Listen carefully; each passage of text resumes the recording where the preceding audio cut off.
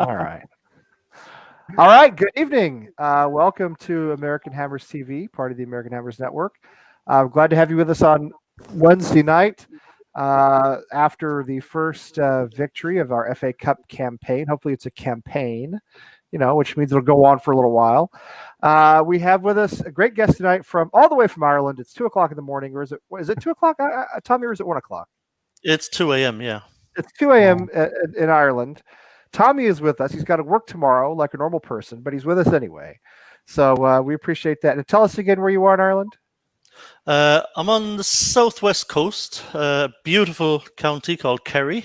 Not so beautiful right now because it's January and it's very cloudy and very wet, but that's par for the course. We get a lot of that throughout the year. A lot of rain, a lot of wind, a lot of cloud. But what we get for it in return in the summer months is worth it. Yeah. And you had a little friend behind you, your kitty. Oh, yeah. She's like a cartoon cat. She actually loves milk. Oh, really? I know a lot of cats don't, but milk is her thing. So when I got up, my alarm went off, and I got up. I have two cats. The other one is a lot more chill. She's gone back to sleep. But whenever Reba here gets a little treat of milk, she gets kind of turbocharged for a while. Nice. Well, it's a good time to be turbocharged at 2:00 in the morning. I'm sure she'll fall gently to sleep after the show is over. Hopefully, she'll have run it off by then. Yeah. And look, Zach is already running some sort of Irish smack here. I don't know exactly if Clare is a place or what, but I don't know much about Ireland, oddly enough. Clare is another county just north of Kerry. He misspelled it. He spelled it as the girl's name. It's actually Clare. So clearly does not know what he's talking about. Can't trust him. Can't trust him. And of course, you guys know the king, Wally, who is in exile in the moment in New Orleans. He's not in King of Prussia. He's in New Orleans. Yeah. How's it going, Wally? Oh, I'm doing good. Good down in New Orleans. Getting ready for Mardi Gras, which actually isn't happening, but we're here anyway. It's an excuse to come here anyway. And it's going to be like a Mardi Manse, like a lean Tuesday instead of a fat Tuesday. So. Yeah, I think so. Yeah. I did see some of the outlying towns are going to be having their Mardi Gras parades, but they're not going to be until Memorial Day. So. Oh, is that right? Yeah. So, you'll be down there for a while, is what you're saying. Yeah, it could be here for a while. But, well, that doesn't sound that bad. I love New Orleans. Definitely warmer here than it is in King of Prussia, Pennsylvania. So I believe it. I love New Orleans. One of my favorite cities. It's really a great American city. Stelly is going to come back and be with us here in a few minutes. We're going to watch out for him. He's right now, as you see, nobody there. See, it's just an empty box. So he's gone to buy something off of Craigslist or something. So anyway, he'll be back, and when he comes back, he'll join in. But we're glad all of you are here, and glad you two guys are here. I guess I should say what I always say. Check out our website, AmericanHammers.net. Check out our merchandise. If you want to be on the show, let us know. If you, I don't know what else I usually say. Anyway, that sounds like enough for now. Yeah, and by the way, Zach with that name, Zach Walpoff, shouldn't be commenting on Irish affairs. He should be saying, he should be saying Jerusalem better than Tel Aviv. All right. I'm going to leave that where it is. Although it is pretty funny. So Tommy, if you ever run into any people in Ireland with the last name Barron with two R's, okay, Barron, that was my maternal grandmother's family. They were the Barons of I don't remember where they were from, but anyway. Okay, well, how about this? I'm living here in Kerry, but I'm from Tipperary, so that's my home county. Okay. I'm from South Tipperary, right on the border with another county called Waterford. Okay. And there is a gentleman just a few miles out the road from my village across the border who plays hurling for Waterford, whose name is Jamie Barron. Oh, is that right? Is that right? Well, now see, and I'm no joking about this. Now, it's possible that that's a distant relation. That seems very possible. Because there was something in the family history about how they switched the R from one R to two R's in the middle. I don't remember why. Something to do with running from the English or something. One of those things. And seems likely. So the Barons with two R's tend to be related to me, or at least to my mother in some way. So, anyway, that's cool. Yeah, so we just got finished with this terrifying FA Cup tie in Stockport, which I guess is a place, Stockport County. I guess that's a place. I don't know. Anyway, I don't know the name of the town, but anyway, wherever it is in Stockport, it's like Hazard County. The Dukes of Hazzard used to live in Hazard County, but you never knew, like, were they in a town? It was just Hazard County. So Stockport is just outside Manchester. Oh, that's right. That's right. I remember reading about that last week. They don't have any fans because all their fans go to either Manchester United or Manchester City, and they have a small fan base, and I felt sorry for them. So I have to say, well done to Stockport. If there's anybody on here, I know there was somebody on the show yesterday who was a Stockport fan. So if there's any Stockport fans hanging around, listen, well done. You guys did a great job. National League team, non-league team, fantastic performance, and scared us to death, obviously, but was glad that we could pull through. Anyway. Do we make anything of that game at all, other than the fact that it was played on a proper 1970s pitch, and Mark Noble appears to have a genuine fear of fireworks? No, I think it was always going to be a tricky game, even with a very strong team out. I think you do have to make some allowances for the conditions. They were pretty treacherous out there. There obviously was lashing rain for the entire game. Pitch was really broken up. There were puddles of water on the pitch. I thought we played relatively good football regardless of that. I thought we moved the ball around quite well.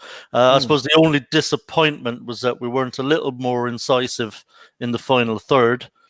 Some of our decision-making, our final balls weren't of the standard that we would like to see. But I think ultimately, like these are kind of banana skin kind of games, especially given the conditions.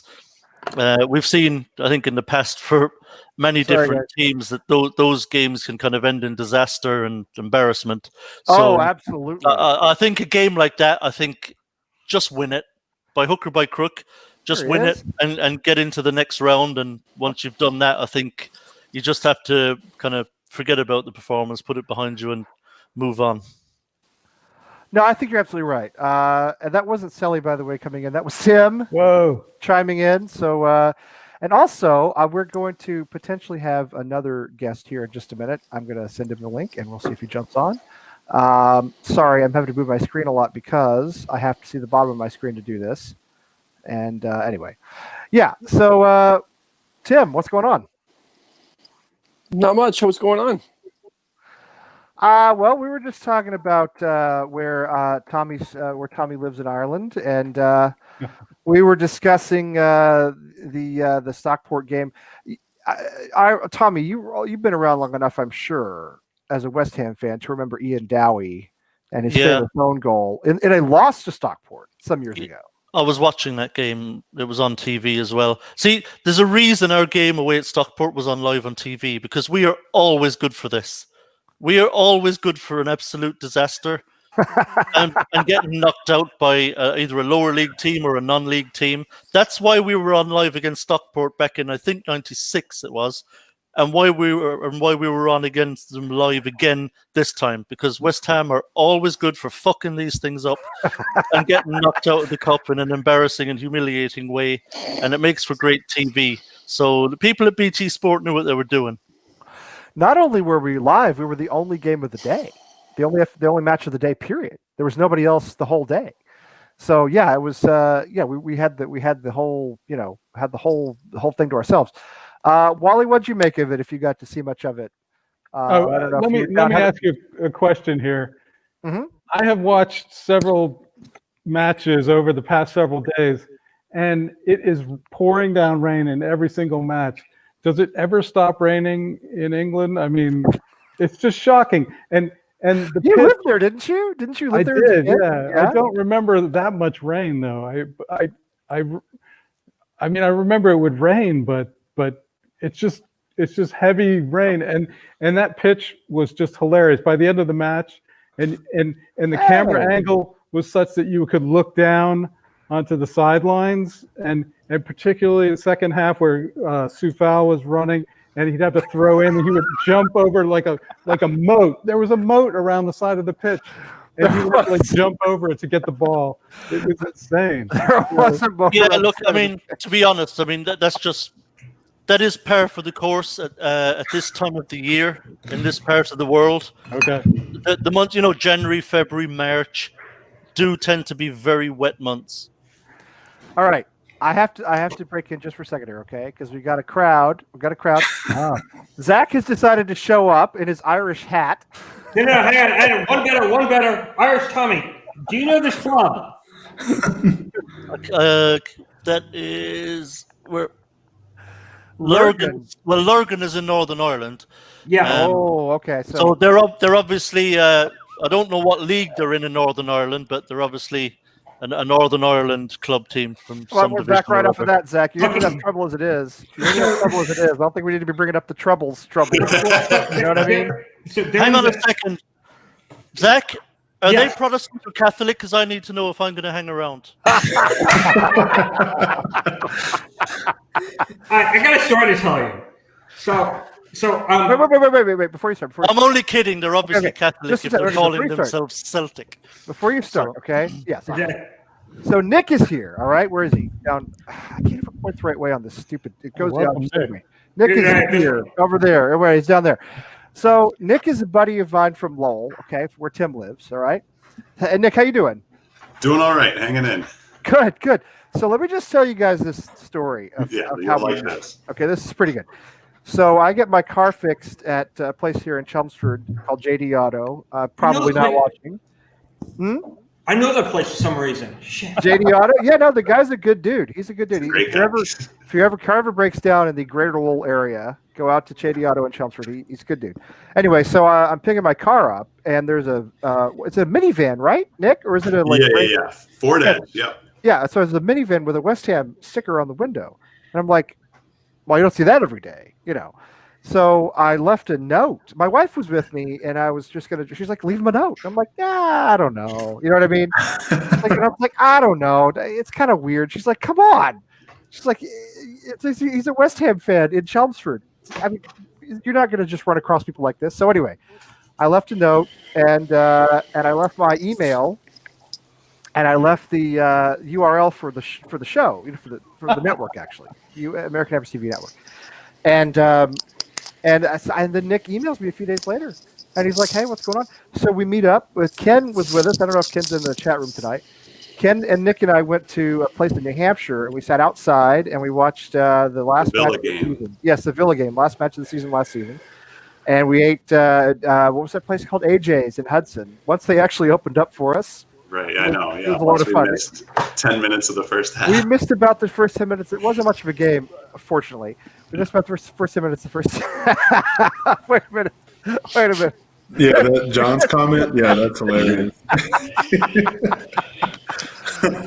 Marsha. Can I just? Because Lee, I don't think I ever. But for my part, yes. So imagine I go to pick up my car. I see his note sticking in there. And I'm like, crap, guys, I'm getting catfished. Like, I have nothing. I don't even have a gender to hold on to, which is Lee. Right. I never thought about that. It's just somebody named Lee. That could be anybody. That could be, yeah. So and again, my friend was like, dude, there's a stinking West Ham fan. Like, this is your obsession. Like, where are you going to find this somewhere? So like, my wife. I said, I think it's weird. I said, it kind of seems weird. I was acting like a reporter. I was like, I'll just take his license number and look up who owns the car. But then like, don't do that. She's like, leave him a note. Leave him a note. So anyway, I left him a note. And yeah, it turns out I'm a 47-year-old married father of two. I was looking for some action, but it was only Premier League action. It wasn't anything else like that. So anyway, Nick, I'm glad you're here. I invited you to come on the show, and I'm glad he's here. And of course, Tim is back. So I've had an exhausting first 3 days of the week. So if you guys just want to do the rest of the show, that's fine. I need to address Tommy for a minute. Okay. You're going to tell a story, and I interrupted, so I apologize. So 2015, my brother graduates high school, and where does he want to go? Like my parents said, you want anywhere in the world you want to go? Go. We'll go. And he picks Ireland. So we go on this tour of Ireland. We land in County Clare and Sharon, and then we make our way through and we snake through. So we're in Belfast, and me and a couple other people my age on tour, we end up going out one night in Belfast, and we try to find a place to drink. Great bar, really old school. Like literally, you stand up, you're 6'5", you're gonna hit the ceiling. And it was one of those old timey places, and it was great. But it closed at 12. And so at 12, they all do, don't they? Yeah. Well, so at 12:01, we're like, all right, well, we finished our drinks. We still want another drink. So we're walking back to our hotel. We find another bar on a side street that's open till 1, and we're having drinks there. So I go to order a beer, and I end up talking to the guy who's standing at the bar, and we talk about other things. And I say that I'm on a tour. We're all from America, and we've never been to Belfast before. And I was talking about because we did a driving tour of Belfast. We saw all the graffiti and whatnot, how different it was, and how the trouble times really set everything up and whatnot, and how scared, how different it was from what we're used to. And so the guy looks at me and says, "Well, which one are you? Are you Catholic or are you Protestant?" And so he's to my right. I look to my left, which is down the hall in the bathrooms. I look to my right, back at him, and I looked directly dead-eyed at the 3 bartenders, and I said. And I turned back to him and said, "Well, to tell the truth, mate, I'm neither. I'm Jewish." And then he looks at me and says, "Well, you're not run out, mate." Well, then again, I am too. I'm a Muslim. And he's drinking a glass of Red Dress 12. I think if I had been asked that question in a pub in Belfast, I would have said I was Jewish too. It's just like, yeah, it's not a common Jewish name. It's sort of from the west of Israel. Except, if they ask to see your cock, you're in real trouble if you're not. Oh no! I was born in 1973, and let me tell you something. Back in the 70s, American boys all got the snip. Okay, so I have the snip, in case you wanted to know. I would not have been in trouble. I could have pulled that off. Now I still qualify, and my mom has told me that when my hair gets long enough, my sideburns start to curl up enough that I could pass. So they're called pants. I'll tell you, I went to my friend's naming ceremony for his daughter some years ago.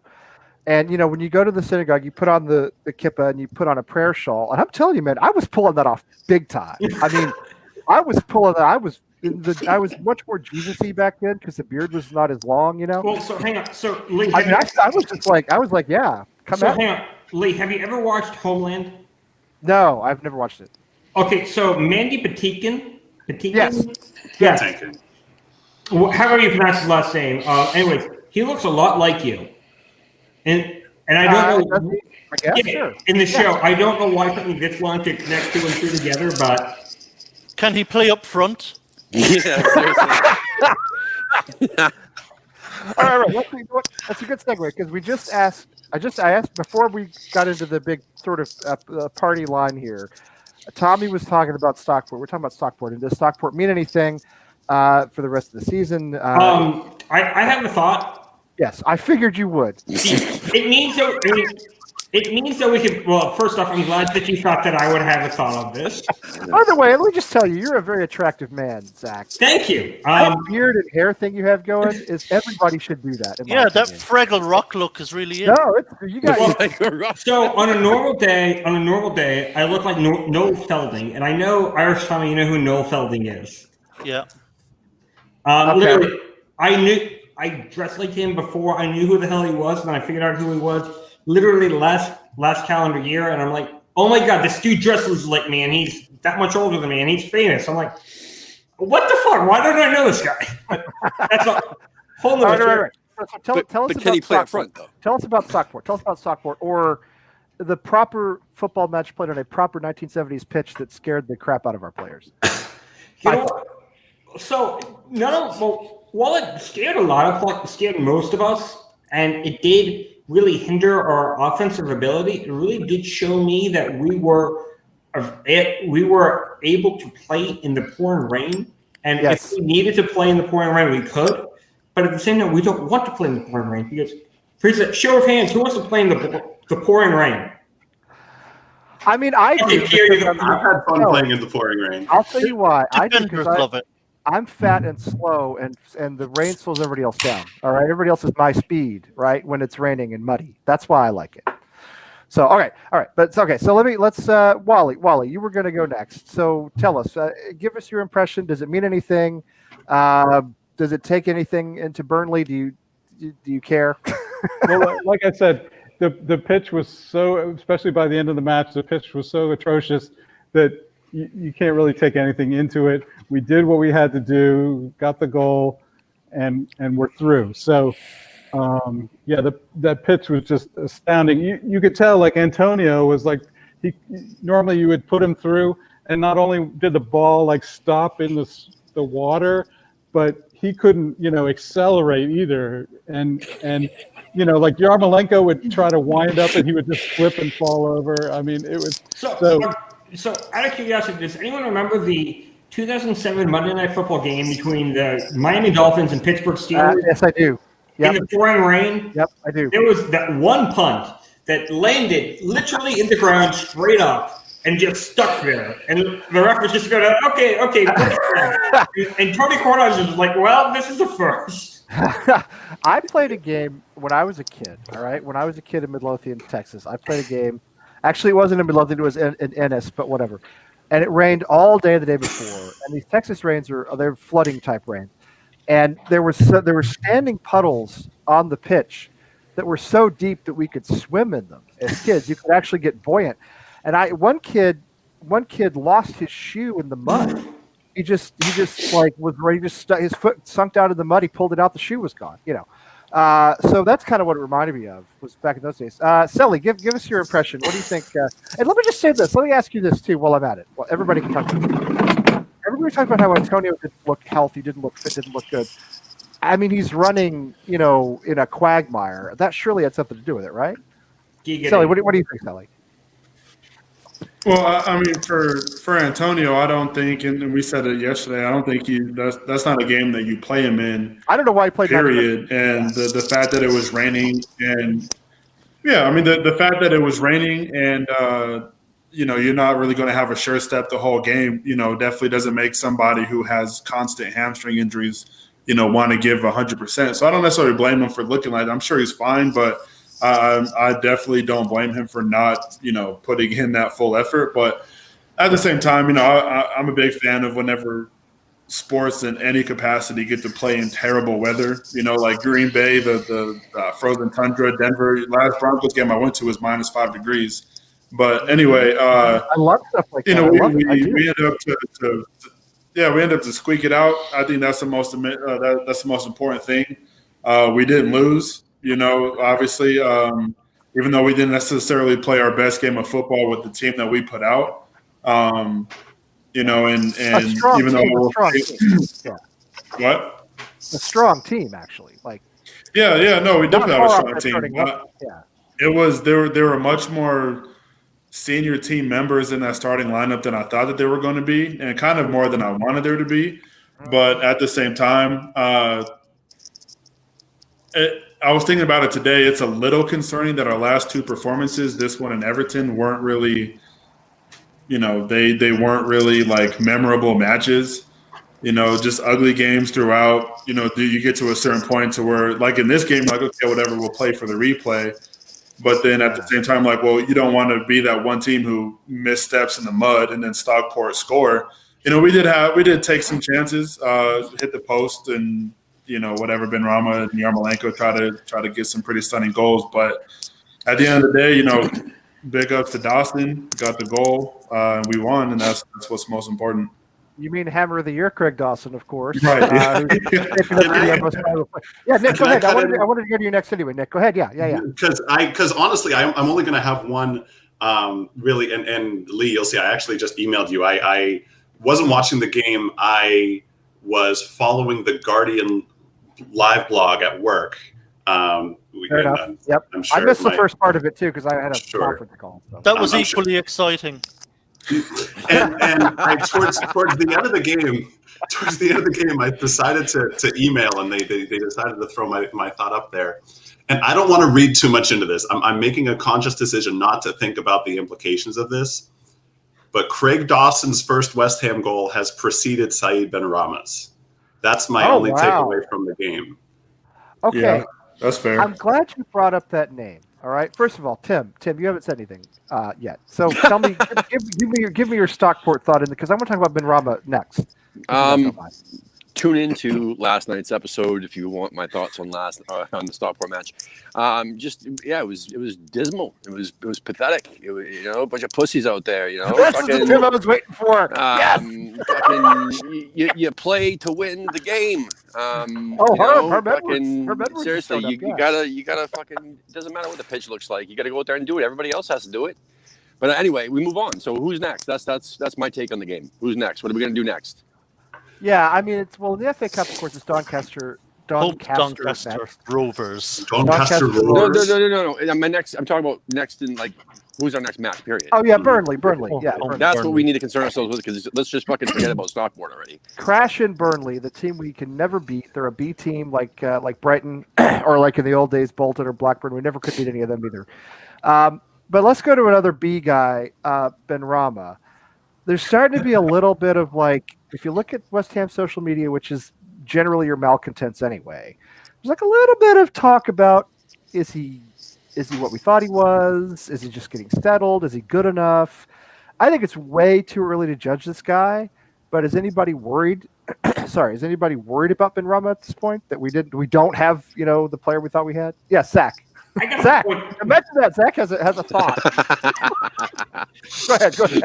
Okay, well, first off, Lee, you really should do a podcast, like a vlog of you just driving through the state of Texas.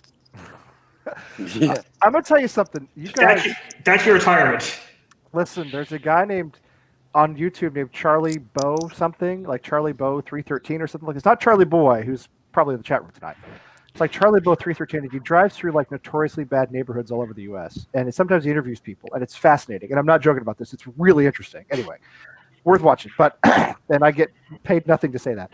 But yeah, so I mean, who's worried about? But Tommy, we'll start with you again. Do you have a take on Benrahma? Yeah, no problem. No, I'm not worried. Listen, little perspective is needed. I think.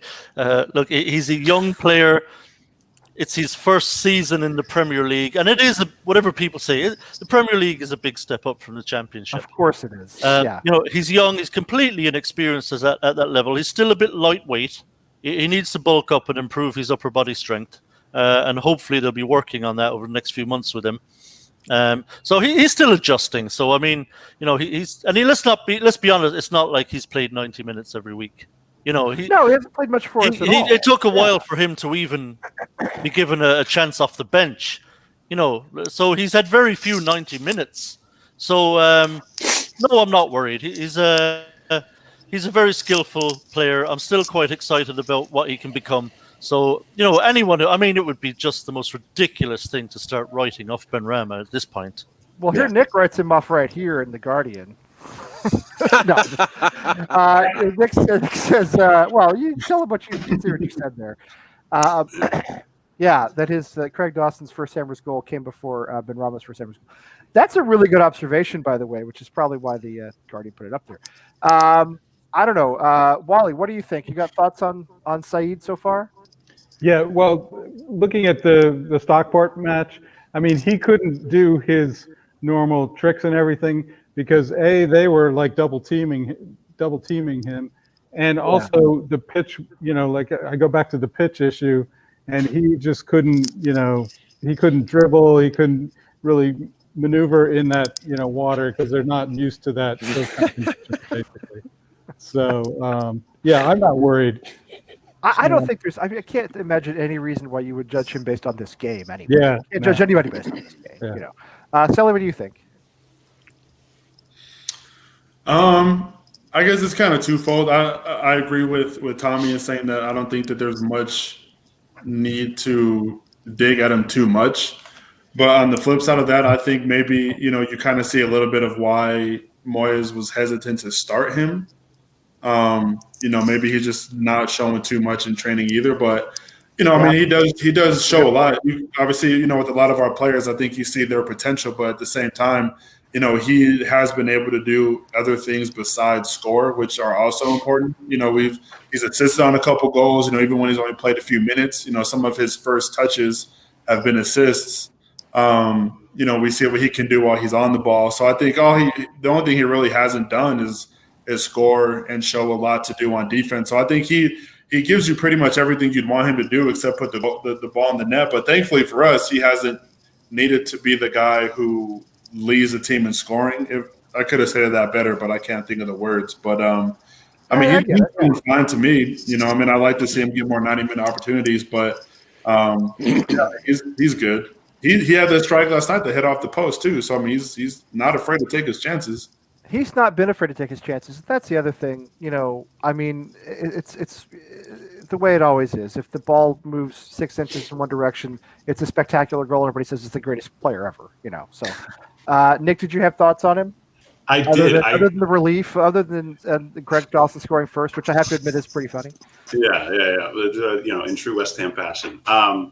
So I was tempted to amend that and even go even farther. So I thought Big Sam took over at West Brom. So what's a defender doing scoring before Benrahma? I'll say this. So I was talking with my dad, and he was okay. He looks at Benrahma and he says, "Man, this guy's a surgeon in the box." And compared to anything we've had in the box recently, he's right. And so I agree. He takes his chances. He just needs to get the fine tune. He needs to get his clinical edge. He has a football brain. He knows where the ball needs to go. He just needs to get his feet to do it. I will say this, and I was doing some research today, and I don't know if we've already been over, who to bring in to cover up. No, not yet. We got to get to that next. So yeah, no. But so and I don't think. I mean, again, you start to look around and we start getting linked with anyone who's ever kicked a football. And I think Tim Howard's one goal is making him an attractive prospect to bring out of retirement at this point. I think, right. But yeah, they're coming back to Savio and some of the great legends West Ham past. So what I think is we need. I want Antonio to be our star man. I don't know if he can be. I don't know if he will be in his injury, but I want him to be our number one. At least get a big name. I don't know if we really want Giroud or Josh King or what the whole plan is, but get at least one or two depth guys, someone that we can rotate in and out. And I never knew this, but who played with Benrahma at Brentford for about a year and a half? Was Neil Maupay. And I did not know that. Based on, Welbeck seems to be making himself a home. I think he started on the bench today against City. And so I don't know if there's anything going on at Brighton, but if I can be the one to float into the world the gossip of Neil Maupay to West Ham, then I'll be that guy. I'll wear that badge. That is the first float that I have witnessed. Actually, I'm glad you brought that up because that is really what we have to talk about next. We've told Allaire, that's a done thing. That's no reason to talk about whether that was a good move or not because it's done. Obviously, Robert Snodgrass is gone, which I think makes us all sad as fans. He was not getting a lot of time. Can I make a really quick point because I really need to get going. eBay's calling my ass and trying to deal with them, and I hate them so much. Go for it. Remember when we signed Pablo Fornals? How much did we sign him for, and how long did it take for him to get going on a Premier League level? Some people would tell you he hasn't gotten going yet. No, I like Fornals. Okay, well, you could find fans on Twitter who don't like him and say he's never been any good. Okay, you can find fans on Twitter. You can find people on Twitter who agree with literally anything. Yeah, I know. But at the same time, from the time that Fornals started, if you look at when he first started that October to now, he's gotten a lot better. He's gained a lot more fans. Yes. But he's needed to step up his game so much. If you look back at the games that he played in October and November, in his first 6 months with West Ham, to now, he's gotten so much better. And it's just a matter of time because the Premier League is so much faster than any other league. And it's not going to happen through osmosis, people. And you need to understand that it takes a while to happen. Yeah, I think there's a lot of people that just don't appreciate the difference in the Premier League, whether someone's coming up from the Championship or they're coming from Spain or France or the Czech Republic or the Czech Republic, and they get thrown into a Premier League game, and then they realize, okay, holy shit, this is a totally different animal. This game is played at 100 miles an hour. It's such a fast pace, and it's physical, and it takes time for some players. Now, some players take to it like a fish to water. I think Souček did, Kofel did. I think they're just tough guys anyway. But for a lot of players, it's quite an adjustment, and it will take a little time for some of them to really get used to it. And I think that's what's happening with Benrahma. I think he's realizing, okay, I do not have the time on the ball here that I used to have. And he's going to have to learn now to do things a lot quicker. And I think he'll get there.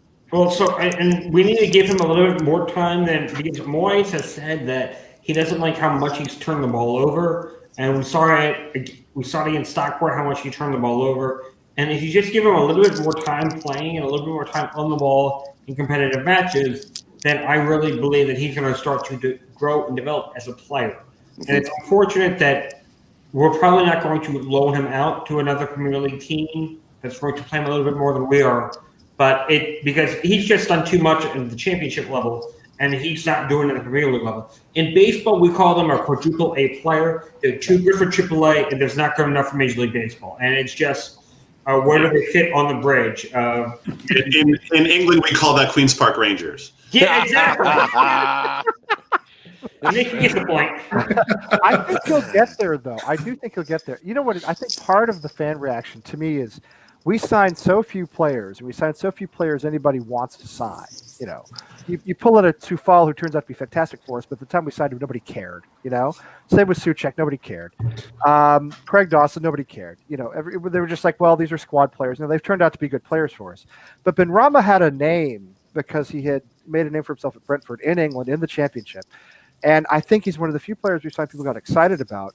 And immediately you saw comparisons to like Payet. And that's completely unfair and ridiculous. Probably never be that good. Teresa Payet was one of the 20 best players in the world when he was with West Ham. But I do think he will be a good player. As you said, Tommy, it's a faster game. It's a more physical game.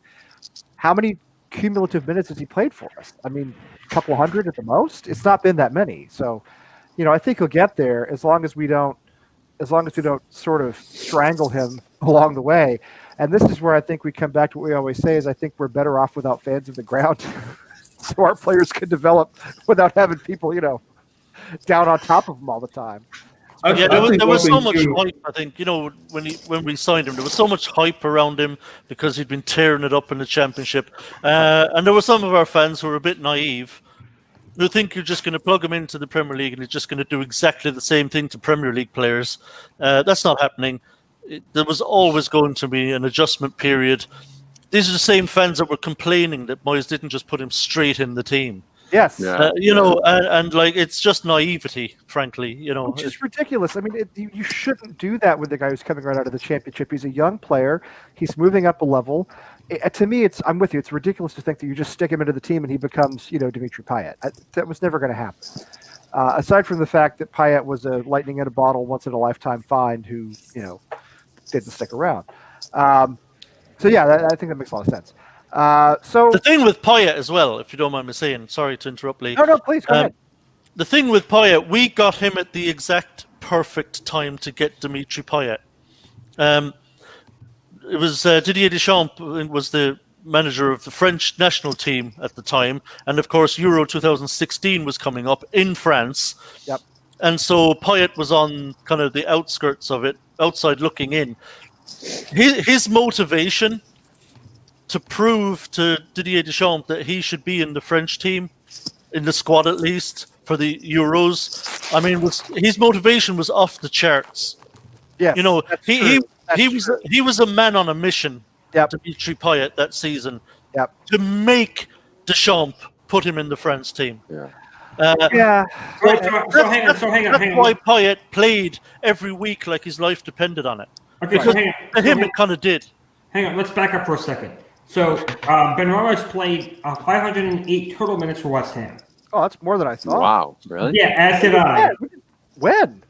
I have no memory of 500 minutes. So two minutes against Liverpool, 19 against Fulham, 45 against Villa, 16 against Man U, 83 against Leeds, 87 against Palace, 24 against Chelsea, 31 against Southampton, 90 against Everton, and then 89 against Stockport. I could sleep for 508 minutes tonight. That's not.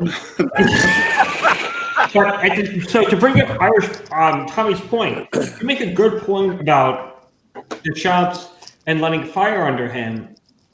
Because if you look at Marseille, when he left Marseille lost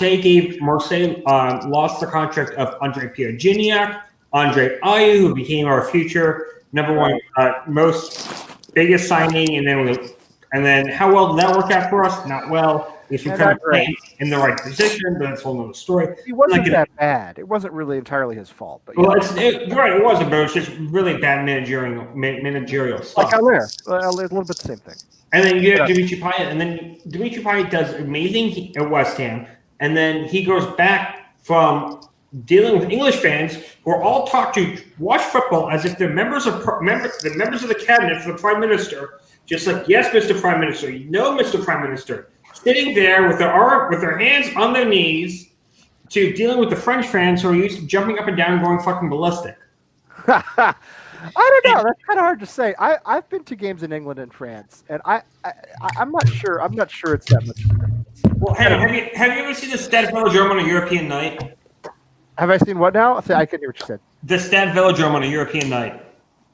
Oh, sure, but Marseille is a different. Well, that's true. Marseille is a different story. Marseille is a different. Marseille is crazy. That's a football crazy city. So to everyone in the comment section who has no idea, look up Marseille versus Red Bull Leipzig in the comeback in the Europa League in 2018. Oh my God! There's a whole documentary that Marseille put out. It's fucking amazing. But it is like a big cultural thing in Marseille. There are a few cities in France that are like that, and Marseille is one of them. Okay, so. But anyways, I gotta go because this was a lot of fun. I just really needed to defend myself against Tommy. Thank you for jumping. Wait, Tommy, just so you know, I've never been to Israel. Well, neither have I. Shame on you. Shame on you, sir.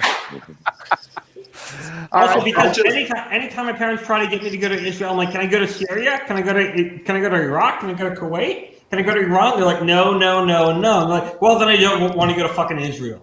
When I can go to all those places, I'll happily go to Israel. Until then, so never mind. Take care, Zach. Can't wait to see the photographs of you in Israel. Mazel tov, Zach. You'll see photos of me in Baghdad before you see me pictures of me in Jerusalem. Jesus. Good night, everybody. This was fun. All right. Thanks you later. Zach. Thank you for coming on. We'll see you again. I'll just cut into Lee's point. I think you pinpointed it exactly. We hyped him before he came in. This is what happens. This is the Andy Carroll curse. Is any West Ham player who's expected to do well coming in will do poorly. Haller, Ayew. It's nature. Anderson. I think one thing that you can kind of say for all of them, with Fornals, Benrahma, Fredericks, Bowen for that matter, is Sorry. Is that they're starting to get it now. Yeah. Fuck him. At the clubs that they were at, they were definitely, they were doing really well. But I think at the same time, with a lot of the players that we get linked to, once something becomes serious, what does everybody do? They go to YouTube and look up highlights. Right. Benrahma, Owen, Fornals, like those guys were killing it at the time that we picked them up. You look at Bowen, he obviously didn't start right away, and he's not your prototypical Premier League player right now, but at the same time, he's a lot better than what he was. Benrahma will get there. Like I said, all Benrahma does, he needs to get better defensively, obviously, but he just hasn't scored yet. And Fornals is that same player to where he kind of does everything but score, which is very well documented. But I think the fact that we can go online and look up highlights, and Haller was that same way. Bowen had 16 goals before he came in. Haller had, insane goals in Germany before we got him. But I think it goes back to the point of saying, like, we just pick players that are the shiny object on the top shelf for that time being. We don't have a rhyme or reason. They're all pieces of a structure. We pluck them. They're pieces of a structure, and we take them out, and they're no longer good in our fucking puzzle. They don't fit in our fucking puzzle. Because we don't have Hold on one second. Since this show is usually about sidebars and shit, I got one for you, right? So Hold on. how fucking bad must have Toulouse been that they had fucking Diop as their captain, and that's the reason why we signed him as a 20-year-old. How fucking bad and good they have been. That we were like, oh wow, we're taking a 20-year-old captain from that fucking club and from France League 1, and we're gonna bring him over here, and he's gonna be fantastic. He's gonna be our future, and fucking look how that fucking turned out too. Well, it was fine that first season. Okay, remember his first season? He was pretty good. It's another. No, he wasn't. No, we relatively speaking, you and I compared to the other fucking nitwits. You and I started the channel almost 2 years ago. Okay, it'll be 2 years in about 2 weeks. And we talked about how we liked Issa Diop. We talked about a year ago. No. A year ago, we talked about should we sell him for £60 million, and everybody was kind of like, I don't know, he's a good young player. You know what I mean? Now, £60 million for that guy. I mean, obviously, you take a third of that. You take $10 million for him probably at this point. But I mean, he didn't have a bad first season. I don't know. It's like we're the New York Mets of international football, because we bring in these promising young players and these big name players, and then they just, like Anderson had a pretty good first season, then off a cliff, like he's lost his will to live. Like the guy is, they're talking about sending him to Syria now, literally, to play in the Syrian league, loaning him out there because he can't find a team in Europe. Issa Diop, promising young player. Well, okay, it's because I'm fucking freezing my dick off out here. It's low amount shooting out on my deck. Fucking freezing my cock off. Hey, you live in Philly. Come on, you can't be offended by this stuff. I mean, you got. But no, Diop's the same way. Promising young player. He comes in. He starts off well with us. Okay, he did. Balbuena Diop, great pairing. And then all of a sudden he loses his will to live. I don't know what happens to him. It doesn't really matter who the manager is. Managers come and go. The same thing happens to these players. But Diop is in limbo right now. I mean, I'm not sure he's going to hang around. I think at the start of the season, we all thought, it's going to be Ogbonna and Diop. Of course, it's going to be the centre back pairing, and it kind of looked that way before he got COVID. He was playing, pre-season. Then he got COVID and got put out, and then obviously Balbuena came in. You thought, okay, fair enough. Balbuena comes in because Diop's got COVID, but Diop will come back, get his place back. Never got his place back because Balbuena started playing really well. Mm-hmm. So that didn't worry me too much, because managers can be like that. They can say, you have to lose the shirt. If you come in and you play really well, you keep the shirt, you keep playing. So Issa, you have to sit on the bench and wait your turn till he gets injured or suspended or his performances drop off. So I wasn't worried at that point. What really worried me was that when Balbuena went out and Dawson was put in ahead of Diop, who was still sitting on the bench, and I thought, okay, now this is a problem. Because I thought Dawson was garbage. If Diop can't get in ahead of Dawson, he's really down the pecking order in my mind. And now Dawson's come in and played well. So right now, you'd have to say he's like fourth in the pecking order. And he takes the trip to Stockport, but he doesn't get on the team sheet at all. Not even on the bench. Like he wasn't even listed. So I don't. To be fair, I think he's isolating again. Is he? Yeah. Well, maybe he is. But I mean, do you guys think he? I mean. Which is weird, because I thought he had COVID before. Yeah, like twice, didn't he? And now they're saying he has COVID again, and he's... It's just unlucky, that guy. You can get it more than one. Okay, no, Chris said not 6 or 7. Actually, I read this earlier today, the same thing, Chris, that he had some sort of leg injury or something. Supposedly that's the story. So he had a knock. Yeah, heartbreak. And he's just returned to train. Do you guys think he finishes January as a West Ham player? It depends on whether or not a bid comes in. I think if a reasonable bid comes in, I think Moyes will take it. What do you think is a reasonable bid? I just don't think a bid will come. What do you think is a reasonable bid for him at this point? I think if Moyes gets 15 million from him right now, he takes it. Yeah. Definitely. I was going to say for the amount of games he's played this season. I'm scared, guys. I would hold him because what injuries have been doing to us. Like, okay, I have followed West Ham United since 2013. That's when I got bit by the bug. And right now I feel like we have something that I can't remember, and that's depth. That's depth that I can count on. That's depth that I we did, yeah. And then we sold Snodgrass and we sold Allaire. Listen, if you talk about registered first team players, first team squad, you take away the 3 keepers, we've got 18 outfield players registered. Mm-hmm. It's the smallest squad in the Premier League now. And I know what you're saying. Yes. It's very thin. We've got nobody to cover Rice or Souček. We've got no actual striker on our books. It's because we're also one of the few teams that doesn't actually put youngsters on the bench. I feel like almost every other team besides us put somebody from their academy who's earned a spot in the team sheet on their bench. But we have, look at Liverpool. Liverpool's in second place because of their academy. Yeah. Tottenham, their players just kind of killed. Granted, they didn't really play anybody, but their academy players did really well. Look, Villa had to field their whole academy, basically. They filled 18 and 22-year-olds. But, regardless of that, this is probably the one time our bench was actually deep because we had 6 academy players on there. And I think to Tommy's point, we do have, and to Nick's too, we do have depth at certain spots.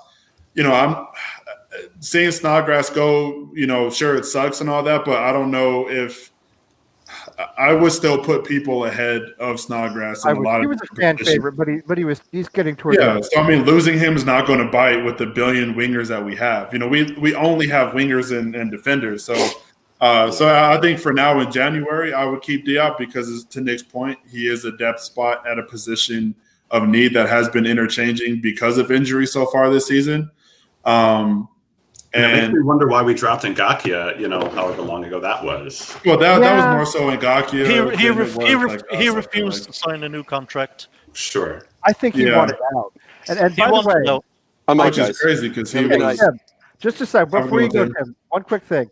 You asked about Toulouse when Diop played for Toulouse, okay? I looked it up. It's 3 seasons for Toulouse. They finished 17th, 13th, and in his last season, they finished 18th and got relegated.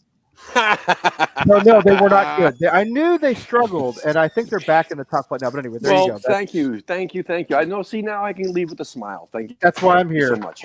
There's only 4 teams in France that are worth their salt in anything, anyways. Later, Robbie. Later, everybody. See you later, Tim. Thanks for being on. Yeah, see you. There's only 2 teams in France that ever compete for anything serious, and that's PSG and Lyon. And because they're established clubs and they have a lot of money. Anyway. So Nick, your point about depth is an interesting one to me because there are places where we have some depth, it feels like there's depth, right? It's just anywhere but striker. That's right. It. It's up front where there are literally 0 actual official strikers on the books. We're very short in central midfield. If Rice or Souček go down, we're in trouble. Yeah. Not just because we're losing a really good player, but who comes in? You're going to play Noble in there? Oh, Lord, no. Sorry, Mark Noble, sorry, but... Your only other option right now is you either put Noble in there or you move Fornals back. That's it. Yeah. And neither of those situations are ideal. I definitely won't want Noble trying to do that for 90 minutes every week. And Fornals has never played there as far as I'm aware, so how well he'll fare there is literally you're flipping a coin. Whatever happened to Cardoso? Did we loan him or something? Where did he go? Well, he's a centre back, so I think. Okay. Weirdly enough, it wouldn't surprise me if Moyes played Diop in there if it came down to it. What about? Oh my gosh, I don't know why I always forget his name. Not Byram. Coventry. Is he somebody that you could put in that spot? He could if he wasn't injured. Yeah, right. Yeah, I know that. I'm just saying, if he was healthy and he needed to go, would you be comfortable with him getting a run out? Yes. How old is he, Tommy? Is he going to make it in the first team squad? Isn't Coventry getting up into his early 20s? Yeah, Coventry now is kind of at a point where he needs to start making his way into the first team, or he's just going to be another player that almost made it. He's 20. He's 20. So he's not as old as I thought. He's 20. That's still fairly young. Yeah, he's still young. It's not a make or break season for him. But, if you're going to... Now, look, obviously, he's not going to make it into the first 11 in that position. I mean, with Royce and Souček there, but Right. you would think, given how thin we are at that position on the bench in central midfield, you would think that now is the time. Certainly, next season is the time where he really needs to be commanding a spot on the bench. Right, and now the fact that that.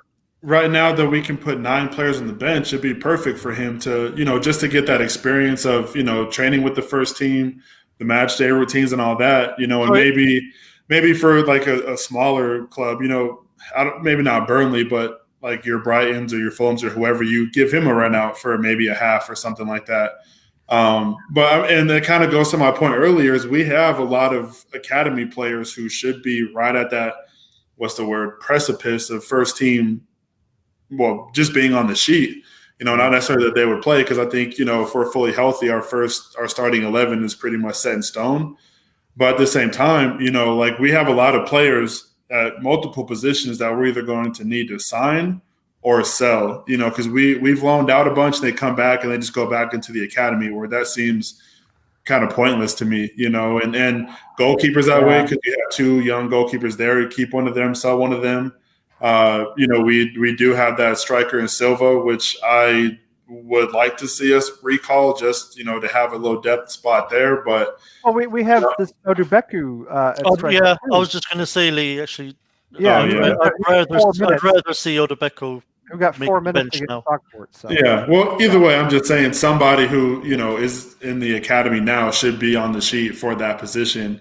Yeah. Holland, I think, would be another player who's deserved a spot, and he's actually played for the first team. So, I mean, I don't know. There's no reason that I can see to have certain players not on the sheet. I feel the same way. I don't know. I mean, I guess we just have to trust our staff. And they save you money. This is the comment that scares me, though, because this is kind of how I'm starting to feel about some of these academy players. I guess Coventry in particular. Josh Cullen, he just didn't quite make it. You know what I mean? He just got up to, what is he, 23, 24 now, and he's gone to, I don't know where he is, actually. Anderlecht. And, well, there you go. So the Belgian league, which is, not a very high standard. He's 24. It's a big club in the Belgian league, but that league itself is a fairly low standard. So I worry about this a little bit with Coventry, although he's only 20, so we should give him a chance. But I really was hoping to see more of Odubeku against Stockport. I mean, but then I guess the opportunity didn't really present itself because we couldn't score. I was thinking if we got a 3-goal lead, he'd get, but we never did. So I guess that was part of it. So what do you guys think about the striker situation? So we've been rumored with this fellow Preston Daka, who I think is going to stay at Leipzig. Or is he at Leipzig or Salzburg? Is it one of the Red Bull clubs? Salzburg. He's going to stay at Salzburg. If you've been to Salzburg, you can understand why. It's actually a really beautiful city. We've been rumored with this guy at Stade Reims who scored twice against Saint-Etienne last weekend. Dia, what's his name? Something Dia. And I think there have been a couple others out there. Who do you prefer?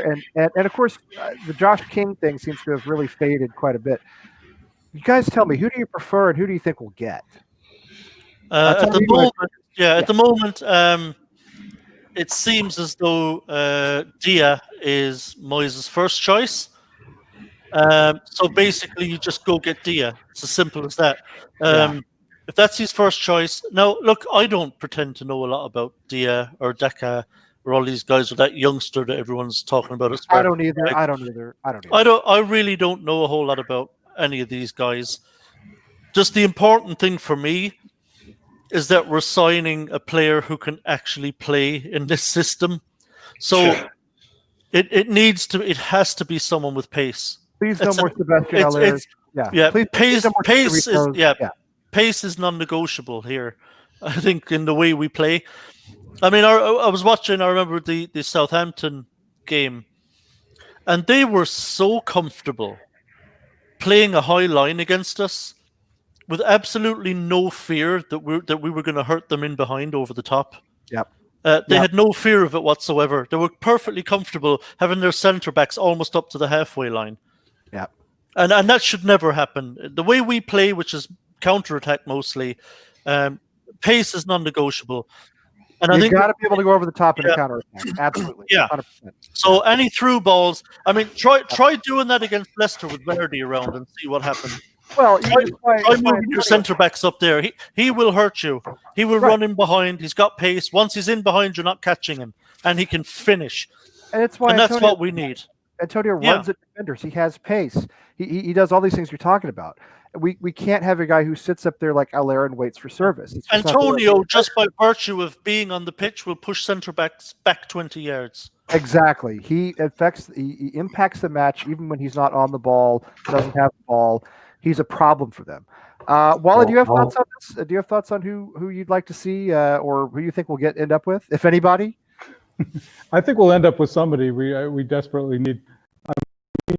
We have no. I guess Odebeku may be a true striker, but besides him, we don't have any true strikers on the squad. He's an 18-year-old kid, hasn't he? Okay, yeah, he's so young. Yeah, he's so young. Yeah. So we definitely need somebody. I think we'll end up with somebody, but I don't know, any of these players other than Josh King really, and so I don't have an opinion on any of them. But I don't either. All I know about Dia is that he scored twice against my French team in the last match.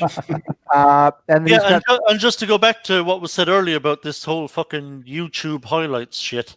Yes. David Sullivan scouts, by the way. That's how David Sullivan scouts.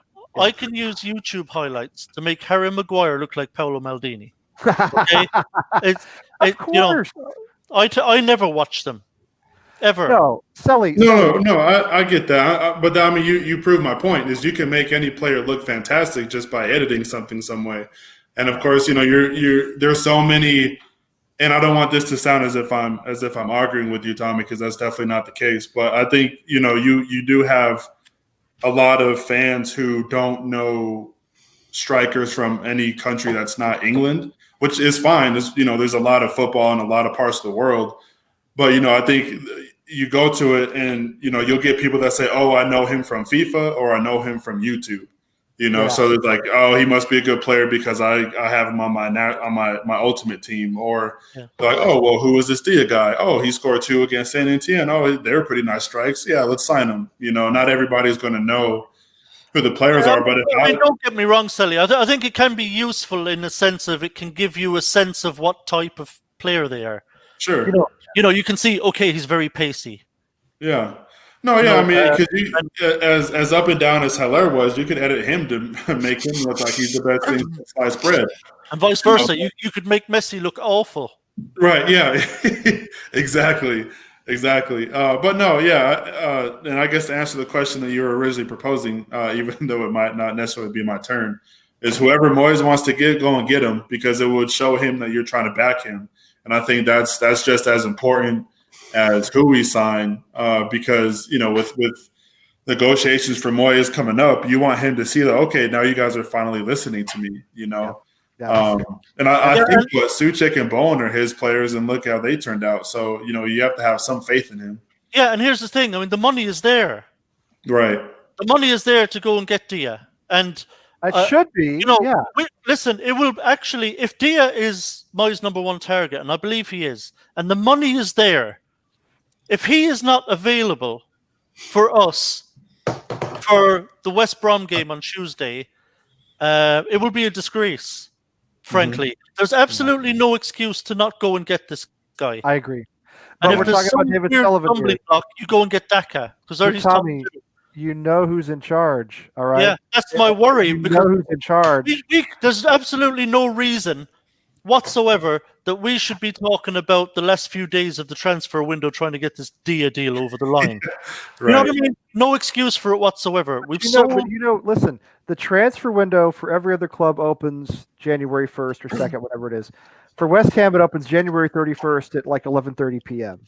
That's when our transfer went. And when David Sullivan gets desperate, yeah, for real, and he starts surfing around on YouTube. He's like, "I got to get this guy.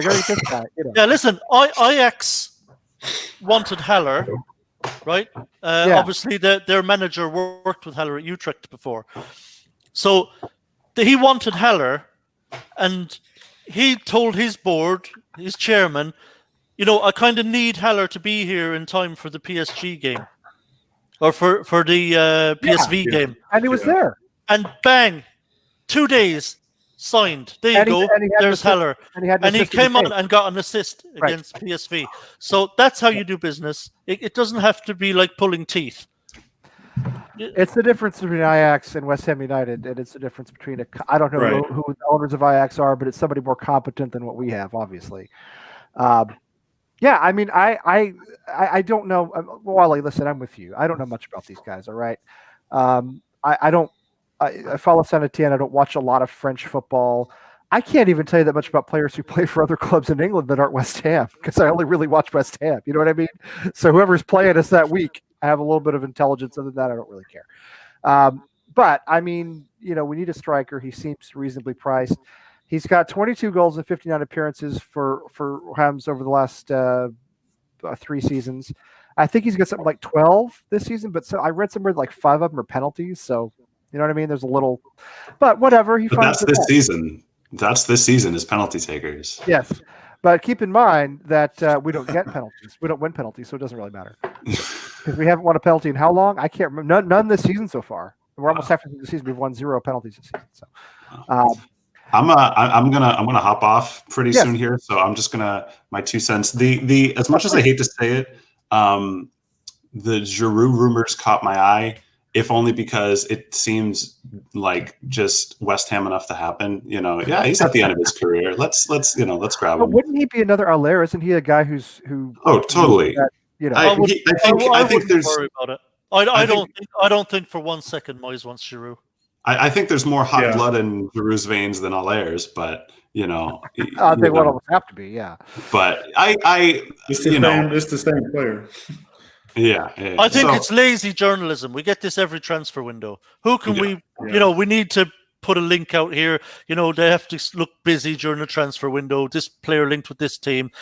Giroud to West Ham is about as lazy as it gets.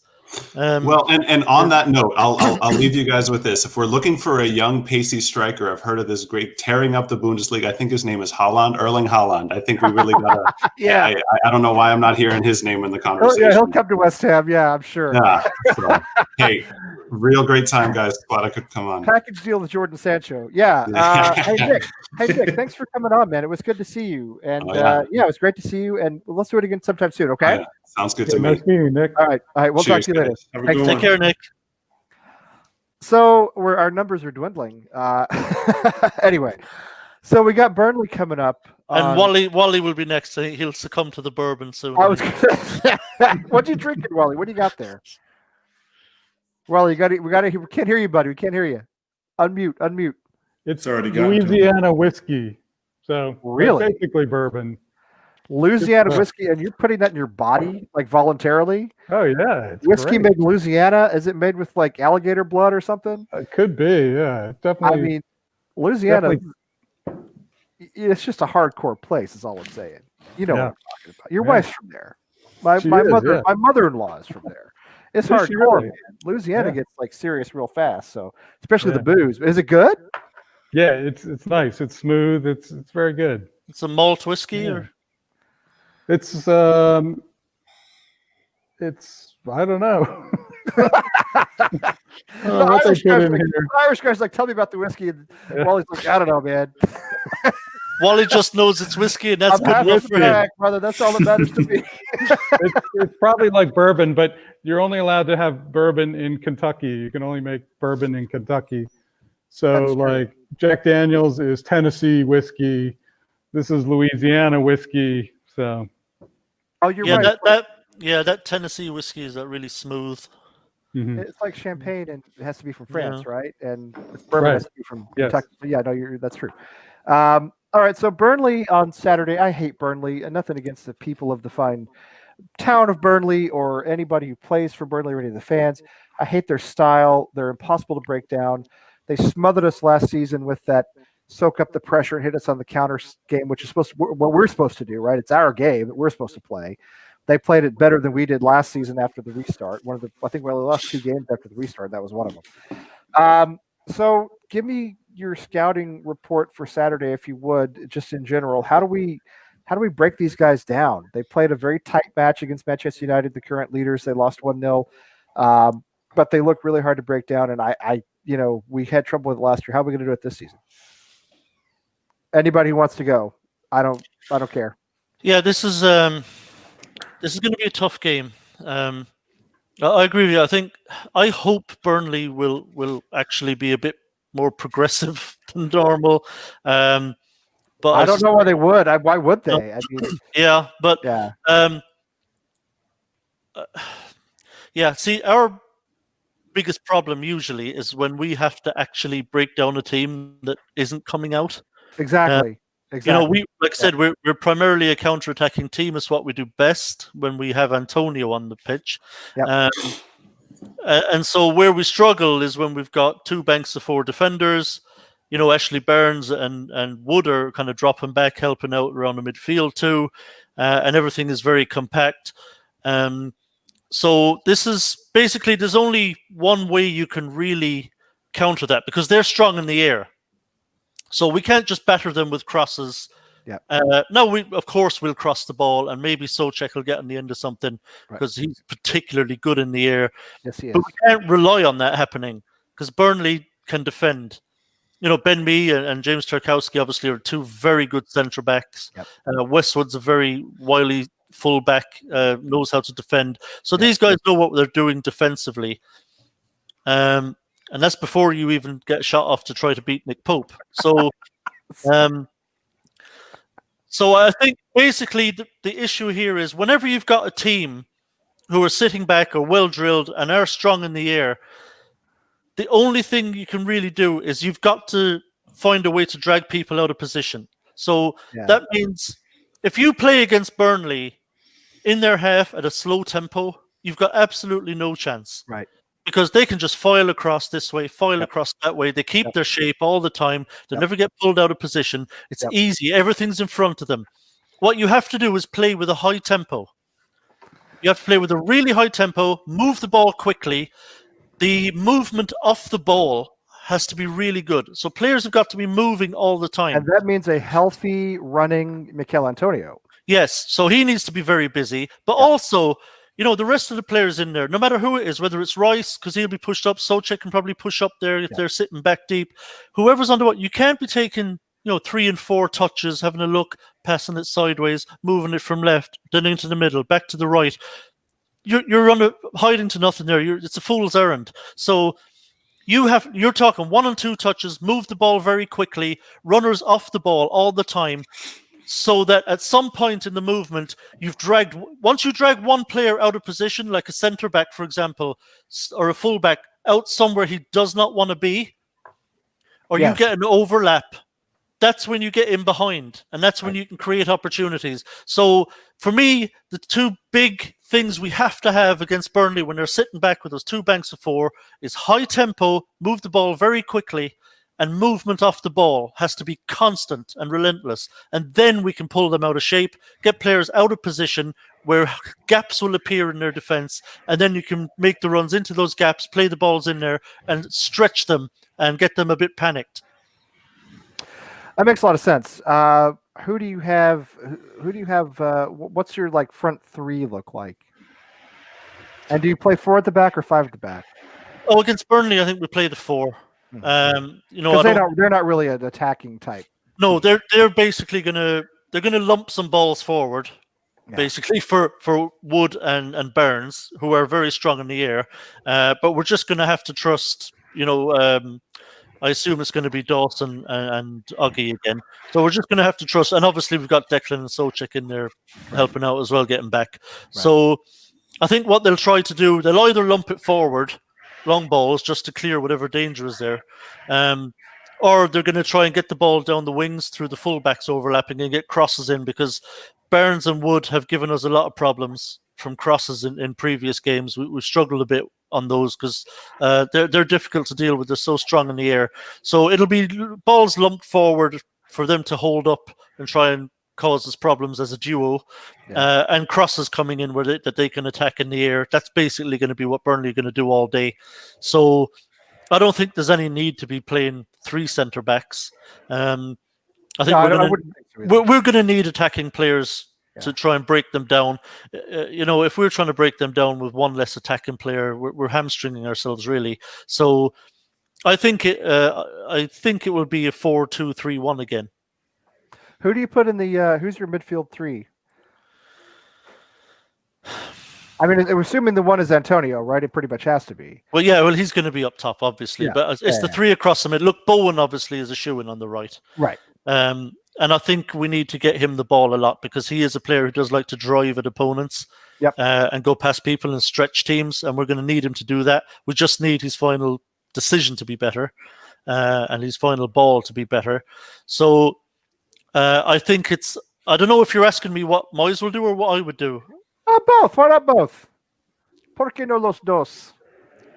I believe Moyes will start Bowen. He will start Benrahma in the number 10 role, I believe, and Fornals. I think that'll be his three. I think three? No. I would not play Fornals on this one. And there's nothing against Fornals. This is purely a tactical decision. Like I said, I think we're going to need more technical players in there. I think we're going to need more technical players. He never gives up. He never gives up. Charlie never gives up. Anyway. No. Love Charlie boy. How you doing, bud? So, yeah, I think we need more technical players in there who can move the ball quickly. So I'd actually have... hey, Bex. I would actually have Benrahma, Lanzini, and Bowen, if I'm honest. I just want to see that kind of quick feet, and we're going to need quick feet. I think Fornals is just a little bit too slow in there, and we'll just slow everything down. And I think that's the last thing we need. Obviously, look, he'll be very industrious and work hard. He'll put the tackles in, but we just need the quick feet and that little bit of skill. Someone who can just skip past the player, because that's going to be important too against, when you've got those two banks of four. If you've got players in there who can actually go past one player, just their marker, it forces a centre back out towards them, for example, right? If you beat one of their deep lying midfielders, you skip past him. No, the centre back's like, oh, shit, now I have to go and deal with this. Right. And I don't really want to be rushing out here. And that's when you get that gap between the other centre-back and the full-back.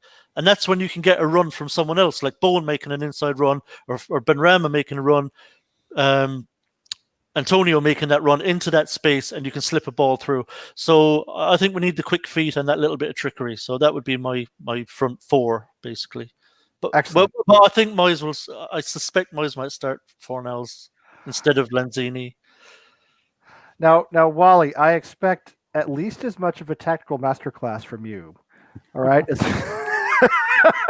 As we just got from Tommy, because I got to say that was very impressive. Let me have another little drink here. Add some more of that Louisiana alligator blood or whatever that stuff is. It'll give me the knowledge I need. But, no, I have to agree. I think it's pretty obvious that Moyes is going to play, having looked at who he started in Stockport, I'm pretty sure it's going to be like Fornals and Bowen, Antonio up front, and then maybe Benrahma or Lanzini, obviously Rice and Souček, and the back four, Cresswell and Soufal. However, now Tommy had some great point about the need to, have pace in the team to get through, get past Burnley, pull them out of shape. And there's only one place in our team where we need to go to get that pace. And that is we put Fredericks in instead of Soufal. Because listen, the one criticism, I think Soufal's been great and he's really been wonderful. I wish I could slate him, but I can't. He's been great. He's well earned his position ahead of Fredericks. However, the one criticism I have of him is he lacks that final pace when that ball goes into the offensive corner, and you can just see that he can't quite get to it, and the left back will get to it ahead of him. Now, if we had Fredericks there, by the way, he made this comment before you said that. He knew it was coming. Anyway, sorry, go ahead. Oh, absolutely. I mean, I'm predictable, I know. But I think Fredericks will give us that extra bit of pace. We can put it right down in the corner there. He'll pick it up, put in a beautiful cross for Antonio, and that's just the one little. It's not going to happen. and I haven't seen Fredericks. He wasn't even on the bench. I don't know what's going on, but at least I haven't wonder about his future actually a little bit. Yeah, I haven't heard him in transfer talks, though. I haven't heard anybody mention his name, so I'm a little relieved there. But anyway, Yeah. I think might as well be on the same mold. I'd agree with you if it was wingbacks. Yeah, but, true. The worry I have there is that you're asking Fredericks to defend against kind of McNeil, which I do not like the prospect of. I think McNeil could go to town on Fredericks. So I think if it was a wing-back system, I wouldn't mind Fredericks because obviously defensively he just has to help out the right-sided centre-back. So but as a right-back, I think I still prefer Sofel just for his defensive qualities. So his face will haunt your dreams tonight, Wally. But along with Louisiana whiskey, the Louisiana whiskey plus, you're going to wake up. The first thing you're going to see in the morning is this guy standing over you. What's your problem? Tommy? Anyway. He's been great. I can't complain. I mean, he's been great. Well. He looks so amped all the time. Anyway, sorry, Tommy. Go ahead. I apologize. Is Fredericks available Saturday? I don't even know what the situation. I read today that the whole squad. He was isolating, wasn't he? Is he? Yeah, I read somewhere on Twitter, and of course, put no credibility to that because it's Twitter. But I read somewhere that the whole squad could be available, which obviously would include Fredericks. So I don't know. But I know I think he did have a COVID test positive, didn't he? Didn't he? Something along those lines. I can't remember who's had COVID and who's just injured and who's. I don't know if he had COVID or if he just had to self-isolate because of. Well, maybe you're right about that. Maybe we had a contact tracing thing. Yeah. Rebecca says he was isolating with Diop. Yeah, maybe. I mean, I don't know. I haven't decided to look that up. Selly, what do you think? What do you think is going to happen? Sorry, it took a while to get to you. No, it's fine. I think whoever we have out there, we have to make sure that they're players who are calm and not really anxious on the ball. I was looking through Burnley's schedule for this season alone, and they don't play pretty matches, right? They've only scored more than one goal in a match twice. And they score they have a lot of games where they don't score, right? There's a lot of 1-0, 2-0 losses. That's what they just had. 0-0 draws with them, because they just they're right now they're 2 spots above relegation, so they have no necessary desire to open themselves up, because obviously Burnley don't want to go down. Sure. But at the same time, last year when we played them after the restart, I think we were pretty unlucky to not – well, I know we lost, but I don't know if it was the equalizer or if we were unlucky to win the match. But, no, we just need players who aren't going to panic, because Burnley are going to be all over you. That's a given, and to tell me what I do think if – sorry, Sally. They're 4 points above the drop zone.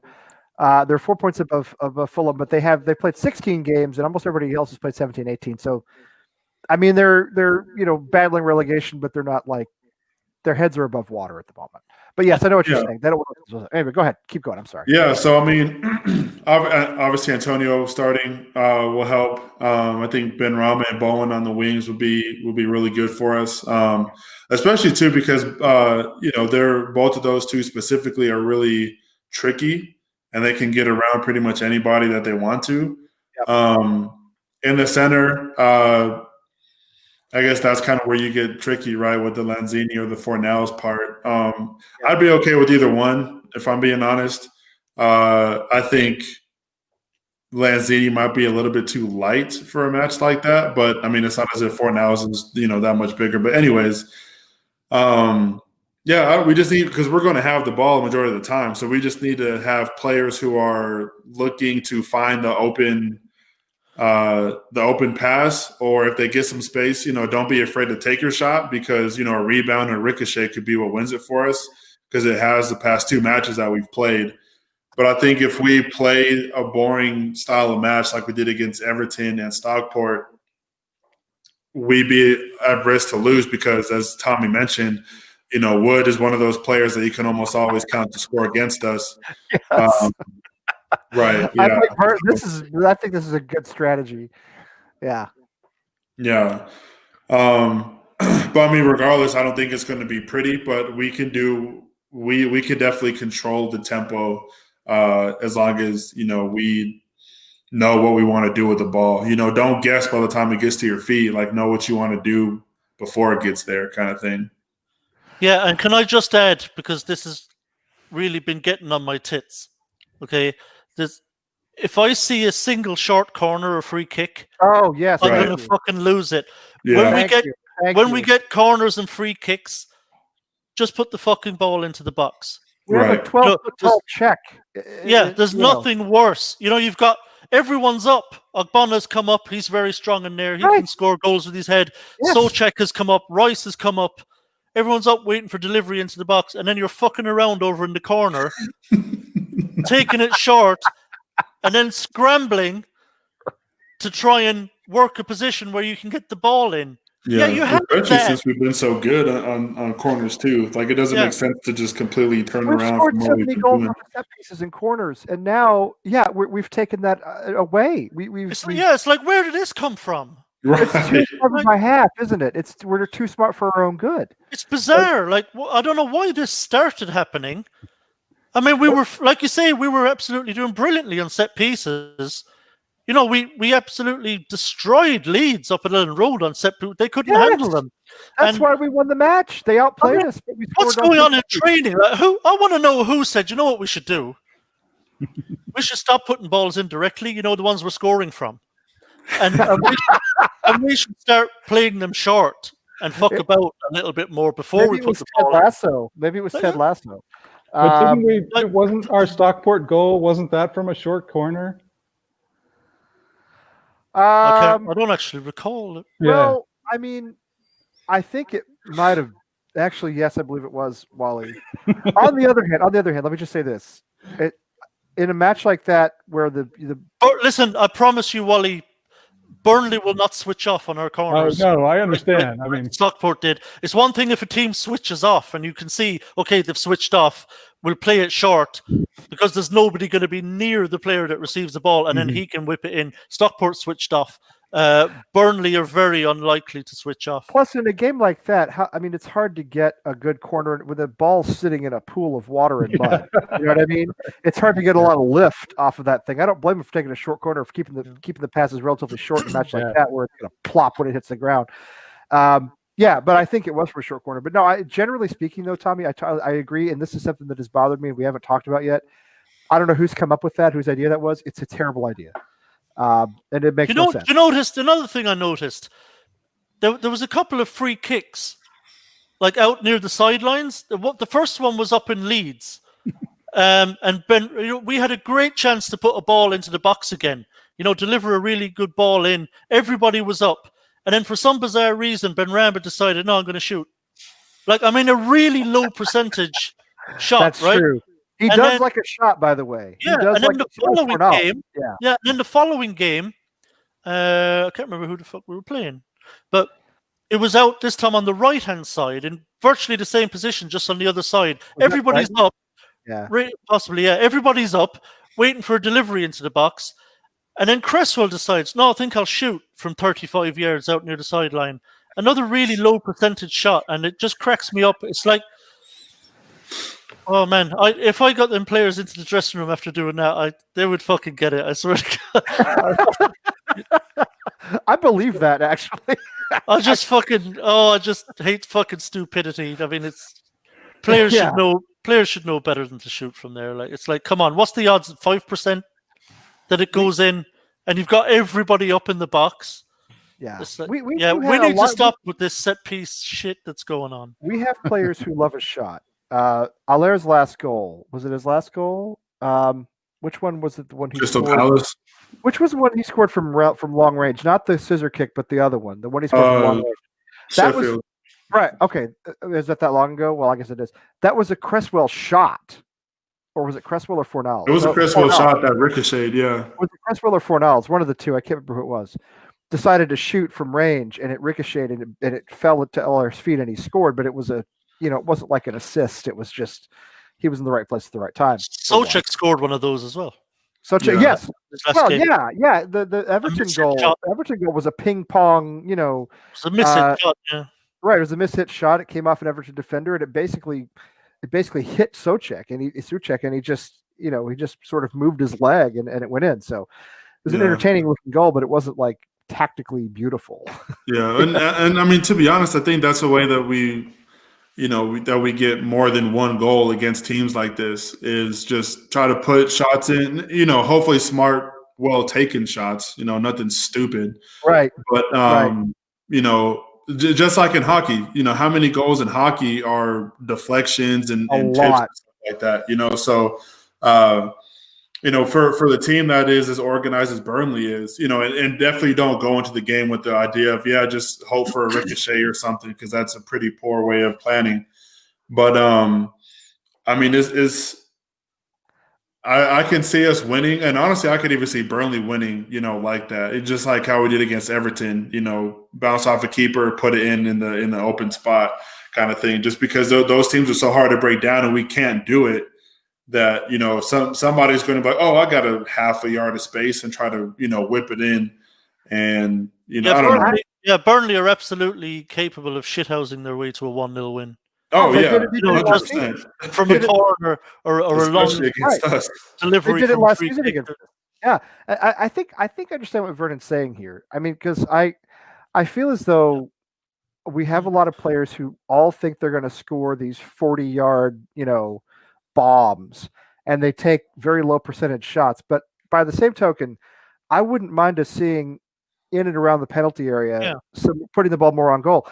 One of the things I liked about the goal we scored against Everton is that it reminds me of, when I coach my son's team, who's 7 years old, and I tell him, I mean, just shoot. Just always shoot. You know what I mean? Just keep shooting, because at that age, the ball bounces, it comes out. You don't know what's going to happen. But that was kind of an example of that in the Premier League is, you take a shot, it ricochets, it bounces, it falls to the right guy at the right time, who's made a run. All right. Yarmolenko and Souček had both made runs. They were in the right place at the right time. I don't like everybody trying to, put in 40-yard thunderbolts, but I would like to see, as Vernon says, I'd like to see more balls on net as opposed to always, trying to walk it in like they said on IT Crowd years ago. I don't know what you guys think about that, or if you have any thoughts about that. Yeah, no, I mean, it makes a bunch of sense. Yeah. Yeah, I think this is part of the problem. I love Declan, I do, and he had that goal against Watford last season, and he's trying to do it again and again, and that's a low percentage goal. That's all. Yeah, that was a special, wasn't it? They don't go in very often. It was gorgeous, but again, it's that's not, you can't. 1 out of 50 of those is going to go in. Yeah, his goal for England was kind of like that too, honestly. His goal for England was like that too. Yeah, and again, maybe a little bit of confidence. Yeah, I think I don't mind. I kind of agree in general with this thing about in and around the box. Don't be afraid to take a shot, because there was a time actually not long ago at West Ham where one of my problems with the team is that nobody seemed to be wanting to take on shots. So I think it comes down to if players are doing it at the right times, I have no problem with it. Right. But there are also times where better ball is to just clip it in, because there are players up there in support. Like Jared Bowen has a habit of just shooting on sight. He does. Cuts it with his left foot, and he's got defenders all over him in front. There is no shot on. Right. Exactly. It's inevitably going to be blocked. There is no space. So if there is space for a shot, and we're going to lose possession after it's blocked. Yeah, if there is space for a shot, by all means take on the shot. Right. But I think as long as players know the difference, that okay, look, I can shoot, yes, but there is absolutely nowhere for the ball to go except against the defender. And that's when you have to make a smarter decision to either lay it off or clip a ball in. But so I don't mind that as long as the decision making is good. And you got to have somebody making a run too, Tommy. You know what I mean? You got to have another player who's making a run to get the deflection. Just like what we saw against Everton, you had Yarmolenko in the box, you had Souček there, the ball fell to Souček. But you've got to have somebody who has the intelligence to get there. And if you're going to take that shot, you've got to know that somebody's going to be there. Do you know what I mean? You can't just blast it into the stratosphere or blast it off of a center back and lose possession. You've got to have, there's got to be more coordination to it, and that's what I don't always see, particularly from Bowen, who I think has been a good player for us. But yeah, Bowen does. He loves to just, he's confident. Let's put it that way. Maybe but I think actually Souček has a really good instinct for that. For chasing the right place at the right time. That's what I'm saying. He scores a lot of goals by being in the right place at the right time, just like he takes a gamble. Yeah. So if he feels like someone is going to take a shot, he just makes a run and say, okay, this could come back off a post. This could come back off the keeper. He could parry it. This could come ricochet off a defender. He just makes a run on the off chance that it might fall to him. And he scored against Everton and won us the game because of that instinct. And that's why he's so good. I think we need more players doing that. That's right. I agree with you. That's why he's so good for us in the style we play. We need guys who do that. Antonio will do that. So that's something Allaire didn't really like to do. Allaire wanted to have everything on a platter. But Souček was a guy who will take a gamble and make a run, and that's why he fits I think that's why he fits so well with us. He's done so well for us. John says the show is just getting started. Well, Tommy's got it. Listen, it's 3. I'm only getting warmed up, John. I was going to say Tommy's at 3:30 in the morning, and you're a trooper in Ireland, and so I don't know how much longer Tommy's going to last. No, I'm fine. I'm wide awake. I'm enjoying it. So good. I agree. Well, that's good. Well, people are watching, and everybody look. The chat room's just filling up now. So it's happening. I noticed this, by the way. John tells me this afternoon. I can't make it tonight. This is probably around that time in the UK where everyone just wakes up to go for a piss. Well, Trevor just woke up. Yeah. Trevor said he just woke up. See, I see Trevor here, Thibaut, and Rebecca's here. Does she go by Becky or Rebecca more often? I've never talked to her on the show. I've only talked to her on Twitter. She's easy. Not like that. I mean, as regards, sorry, I don't mean like that, Bex. I mean like. Well, Tommy, you know what they say about English girls, anyway, don't you? Yeah, she's. Yeah. No, I don't think she minds if you call her Rebecca or Bex or Becky or Specky or whatever. Specky? All right. That's fine. Specky. We all love Specky. She's listening. She heard that. Yeah. Well, anyway. Sorry. No. That's like it was. I got myself into trouble last week. Talking about the women's team totally out of context. They called the entire women's race second-class citizens. This is why I stick to talking about football and not. But I was talking about football. He was. That was funny. I was trying to say that at West Ham, the women's team get treated like second-class citizens. Okay. Yeah. But they do.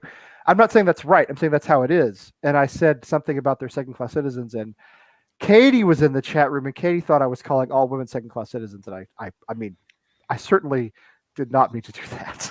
Yeah. No, Lee, I remember that interview you did with the 2 American players from the women's team. We had 3. Yep. Yeah, the 3, and one of them, the British goalkeeper, and they talked about. I loved it. They talked about how the men's team would come in their Lamborghinis and their Jaguars, and they would ride in on their bicycles. It's just like a total dichotomy of. That is exactly why I made that. What we were talking about was Marco. Literally, what was the subject? Yeah, it was that. Yeah, Marco Arnautovic used to harass them. Okay, and I said, "There's no need for that. It's unprofessional. He's just being a dick doing that, frankly. And there's no need for that at all." And we were talking about one of the reasons why I wouldn't want him back because he used to harass the women's team, and I don't like that.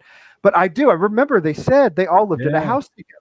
Right. And because they couldn't afford, real estate in London. They all lived in a house together. They rode bicycles to training. Yep. And, here the men's players would pull up in Lamborghinis and Ferraris, and the women would pull up on bicycles. And that's what I meant by they get treated like second-class citizens because they don't make the money. They don't have the fame and the crowds. We know this. You know what I mean? Yeah. We know. I love the women's team. Everybody at the network loves the women's team. We support them. We take them seriously. And but what I meant was that there's no need for him to rub it in. Do you know what I mean?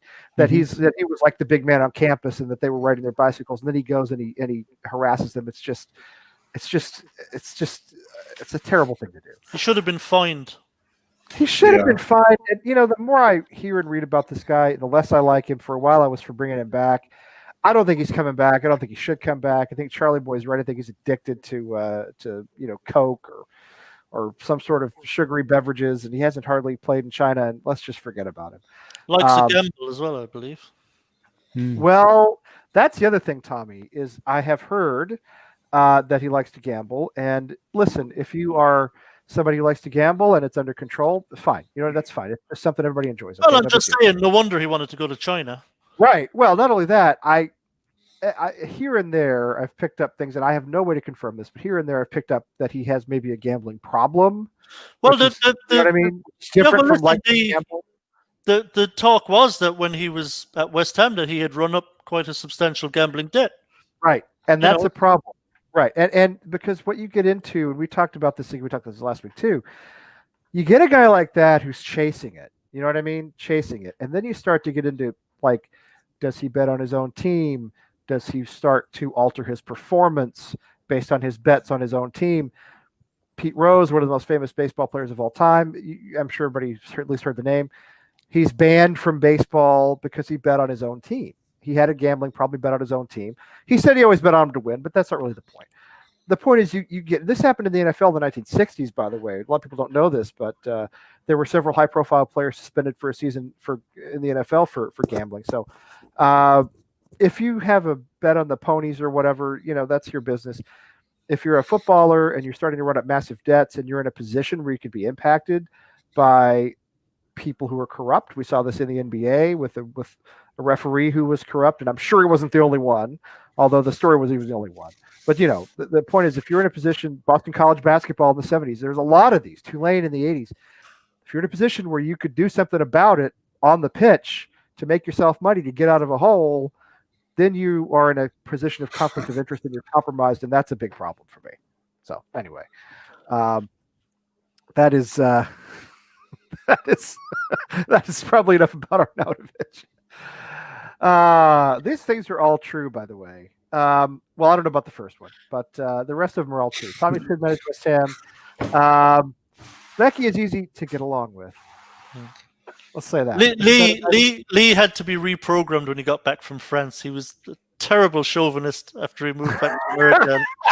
All that rugby got to his head, started growing a beard, and that's true. I used to have a buzz cut and be clean shaven years ago, and a rugby.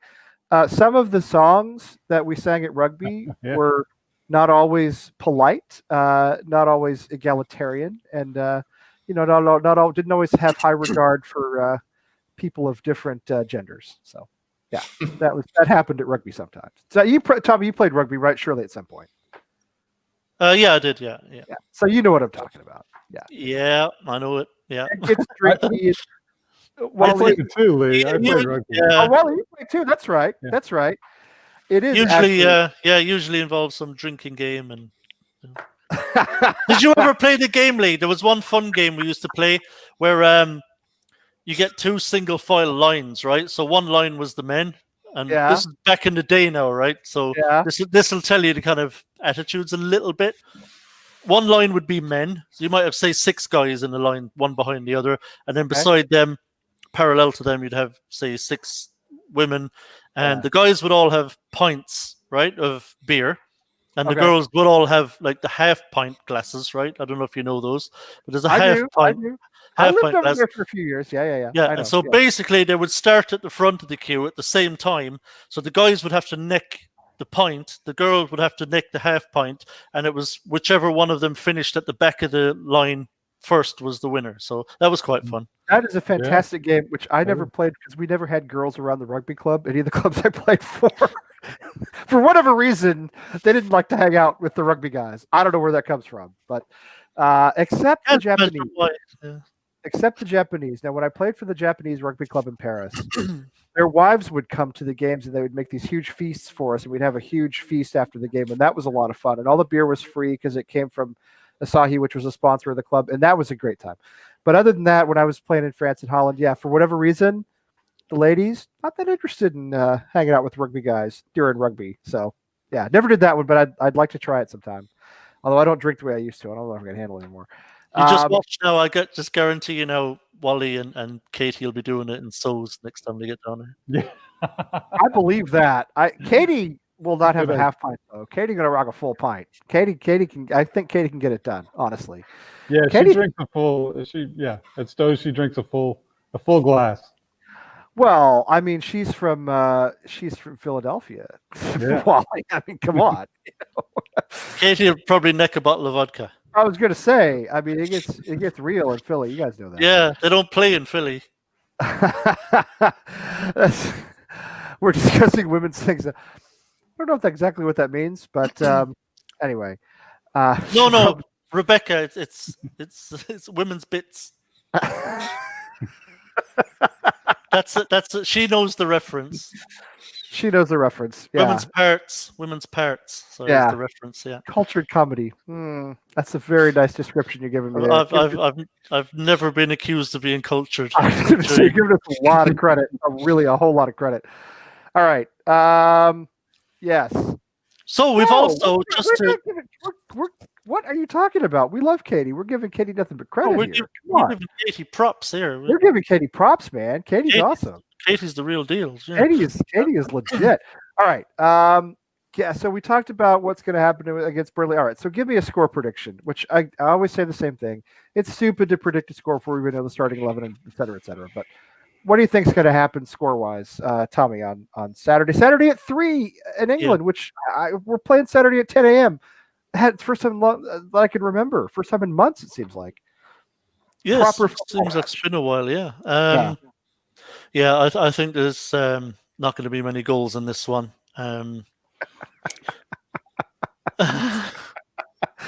Well, I mean, who says it's not a compliment? Anyway.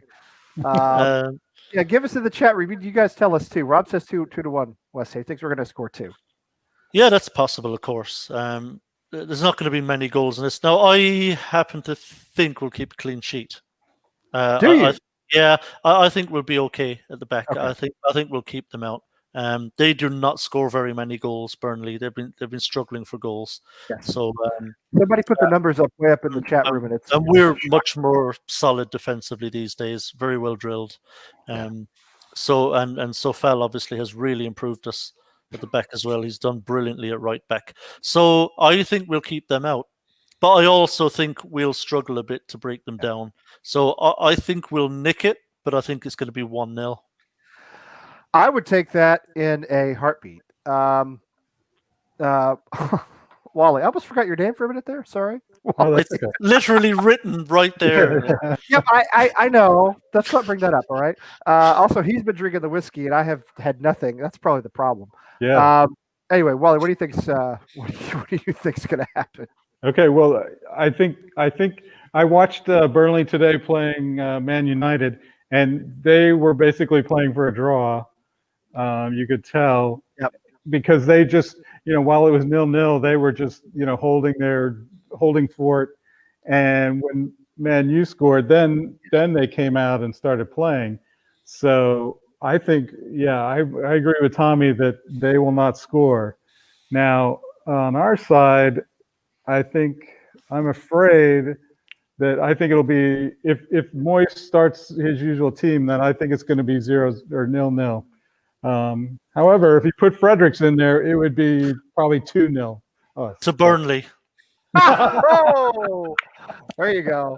Just 2, Wally. You're only giving credit for 2. Do you think if Fredericks are in there, we'd score 7 or 8? Well, Tommy's saying, oh yeah, well. I can just see all the crosses coming in from Dwight McNeil down the left, and Chris Wood and Ashley Barnes just causing awful problems. Well, that won't happen. So I go with 0-0. All right, Sully, what do you think? If Noble starts, 0-0 draw. But if he doesn't start, I'll say a 1-0 win for us. But even then, I'm still kind of leaning toward a 1-1 draw. I think if we score, that we score really early and we're defending it, and then at the same time Burnley will still try to go forward, but still try to not let a second one go by. I don't know. I mean, two people who want to play the counter against teams that aren't used to ever having the ball, it's not going to be pretty. It's not going to be fun to watch by any means. Yeah. So make sure we all copy what Becca said about Noble not starting. He won't. Because No, I I know don't that think she he will. I was don't a think big proponent for him. I think that's But why at the he's same starting. time, Yeah. Becca's a saint. Nothing else should be said to the opposite of that. And 1-0, or if Noble starts 0-0, and that's kind of where I'm sitting with it. Yeah, I can't imagine Noble starting. I think that's why he played against Stockport. I can't. I don't think he's coming back in a league match. I really want Tommy to be right. This feels like a 0-0 to me. It feels telegraphed like a 0-0 from miles away. It feels like a match that will absolutely bore us to tears. I hope Seems not. fairly likely, yeah. Our last two matches haven't been that. Like, we've been lucky to get goals and win those. Because I mean, obviously Suchek, he does the thing. He scores all the time. Well, often enough for it to be a habit. Right. Dawson being the one to get the goal against Stockport, and for that to be the only one is a little frustrating. I would love to see Benrahma get one. Kufal, that'd be cool too. But at the same time, I think it's going to be slow and slug it out. And I feel like if we score, it'll be early on accident. And then it's just going to be 90 minutes of pull your teeth, pull your hair, do something kind of game. I feel as though I will say this. I think if we concede, I think we'll lose. I think if we concede, it'll be 1-0 to Burnley. I'm sorry to say that. Just like what they did to us last time. I also think obviously Antonio's got to be fit. He's got to be running. I don't know what his status is. Again, looking at Stockport, it's hard to say. He's slopping around in the mud. It doesn't really mean anything. We don't know, how that affected him. I think if he's fit, if he's running, we have a chance to nick one. But as soon as we concede, if we concede, I think we're in a huge heap of trouble. If we go 1-0 down, they will park the bus. That's what I'm exactly. They're going to go into with the bus parked. They're going to park the bus at the outset. If we go 1-0 down, they're going to they're going to get the Evel Knievel lineup of 14 buses in a row. You know what I mean? And plus, it's not that part in the season to where Burnley need to try to get goals yet. Even though they have a negative goal differential and they don't score, they're still relatively safe. So we're not going to hit them on the counter. Excuse me. Yeah, and Vernon, this is a good question, and we talked about this earlier. I can't imagine why. No, definitely not. I don't think we need it. I say things like this, and then Burnley comes out and wins 4-0. But no, I don't think we need it, and I think we're we'll go with the back four and try to as Tommy said earlier, load up front. With the three across the midfield and then Antonio up top. So this is the thing. I'll tell you what. This is a good point that Mark makes. This is really true. How many games have we won this season that we would have lost last season, and particularly under Pellegrini? Yeah. Either won or drawn. I guarantee you. A number of them. We don't beat Brighton last season. We don't beat Villa last season. Fulham. We don't beat Fulham. And we don't. Those exact two I was going to say, Tommy. Exactly. We don't beat Fulham. Everton. And we don't beat Sheffield United. We don't beat Everton. So you're talking. How many points did we just rack up? 13 points, something like that. I didn't keep track, but. And I was going there because when you said about Burnley that we always kind of lose stupidly to Burnley. Right. The old West Ham did. I don't think the David Moyes West Ham does. We are hard to beat now, and we are hard to score against. We're very, very well drilled. So. We're not the same West Ham we were even 12 months ago. We're just not. So that's why I feel like we're going to keep them out. That we're going to because they don't score many goals anyway, and we're hard to score on.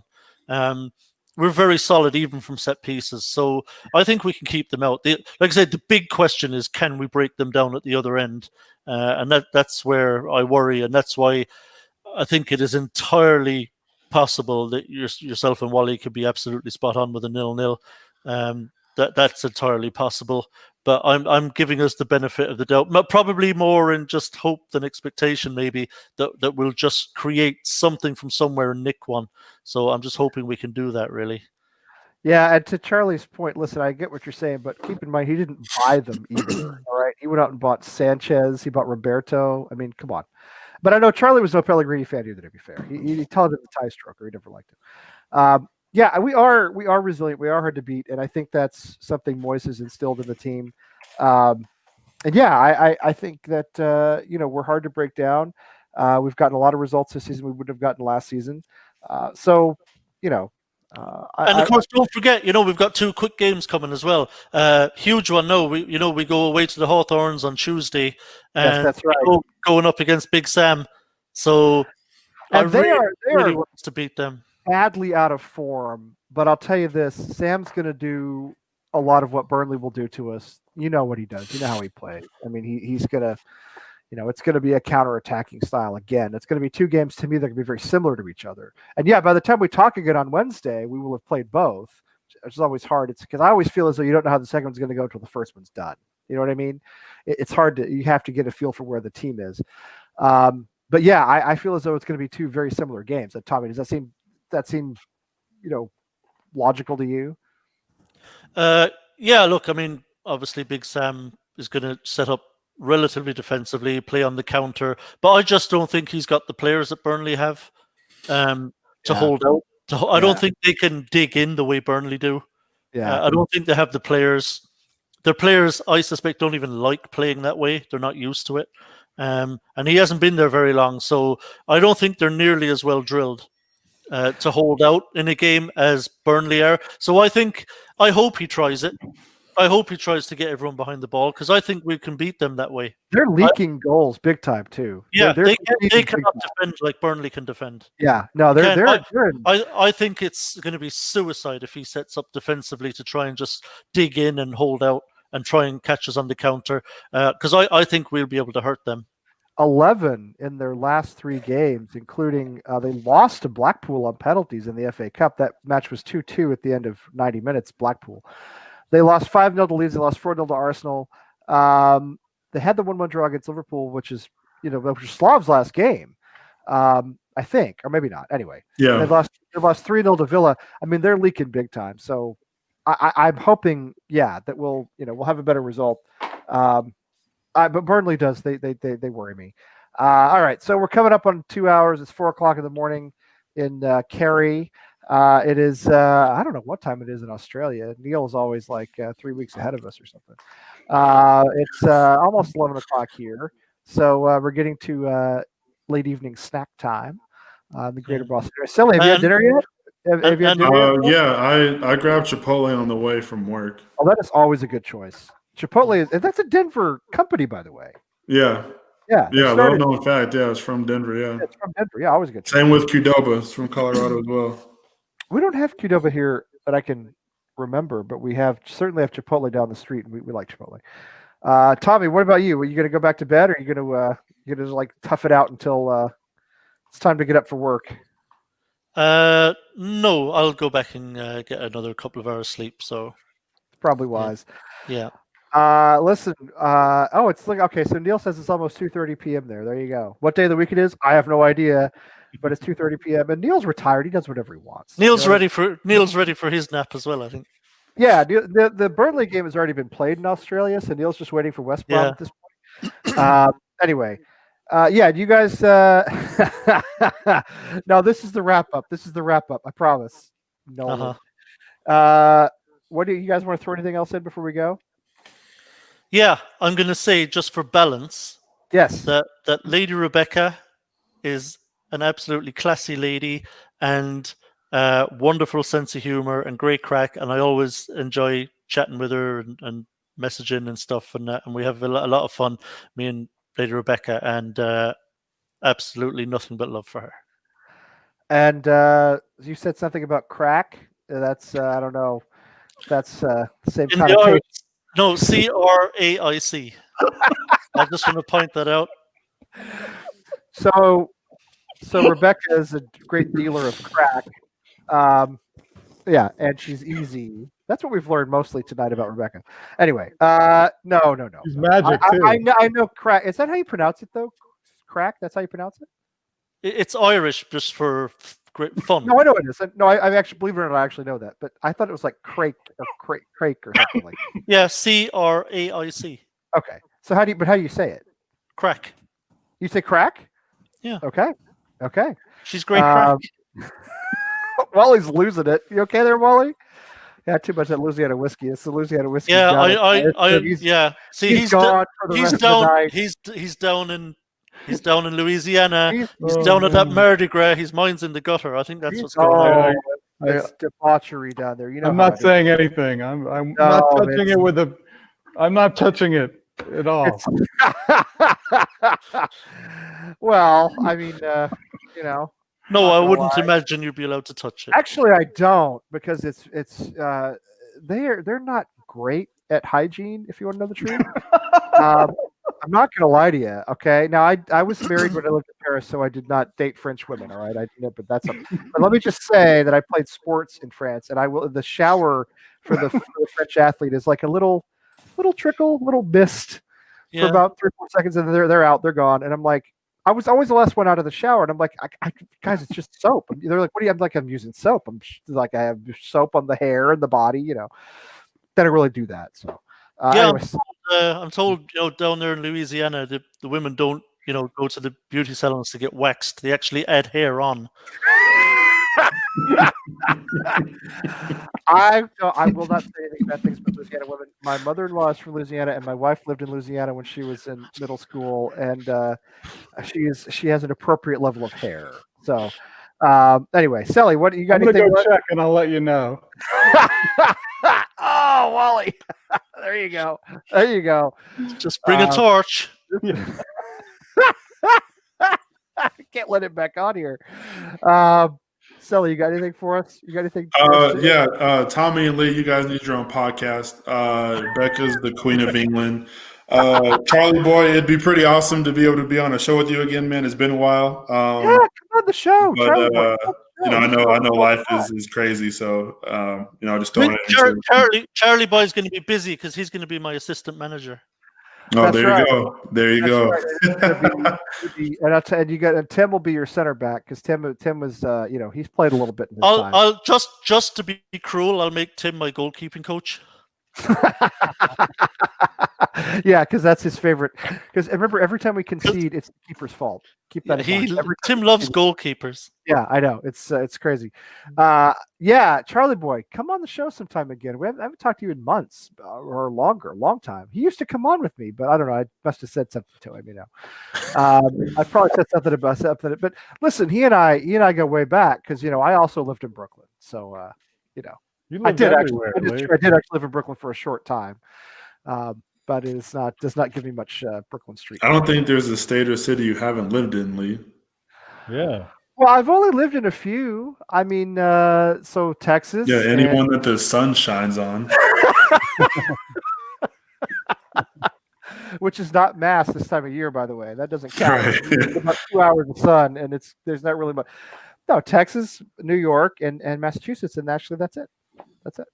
And then Paris can get pretty cold too. Paris gets very rainy and cloudy and gross. It doesn't snow much, but it gets same with the UK.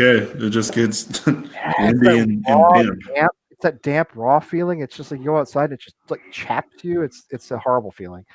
Rotterdam. It's more like your kind of Pacific Northwest, isn't it? Yeah. Yes, it is.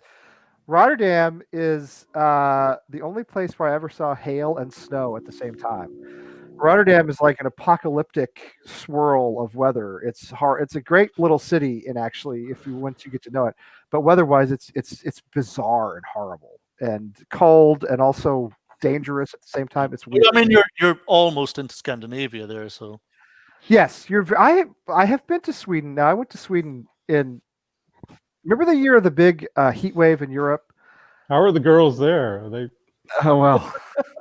I mean, I was it was all window shopping, but let me just say, you are in the Saks Fifth Avenue of window shopping for ladies at that point. Okay, I mean, I'm not going to lie, Sweden is magnificent, but I went that year that the big heat wave killed all those people in Europe, and it was like the hottest summer in Europe in 500 years, and that's when I went to Sweden. About 2013? No, it was before that. It was like, well, there may have been one since, but it was like 2005, 2004, 2005, 2003. It had to have been in that era, because that's when I lived over there. I went to Stockholm for a week, and it's a great, great city.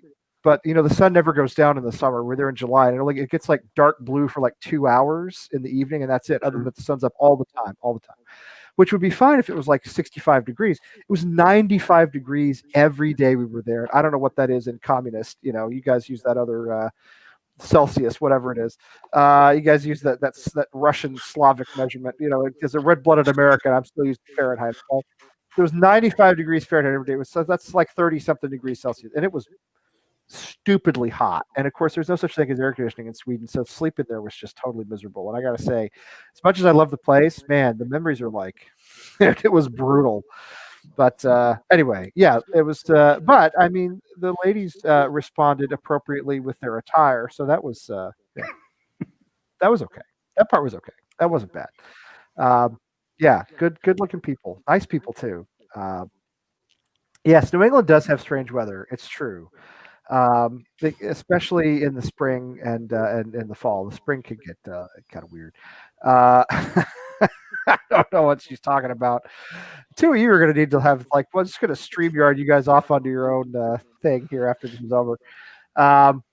Kieran's in Australia too, if I'm not mistaken. So hot there. I would like to be in a little bit of. I'd like to be in some hot weather personally. So I didn't have to. I just step outside. Every place is a public sauna when it's 95 degrees and the sun never goes down. All right. Anyway, we love everybody who came. There's earlier tonight. If you missed it, there were like 35 people on the StreamYard. So thanks to Tim for being here. Thanks to Zach for being here and quietly observing as he always does. Shy, timid young man Zach. Who else? Nick. Oh, my friend Nick. Yeah, my buddy. Nick. Yeah. My friend I met when I left the note on his car. Yeah, he was here. Nick is a good dude.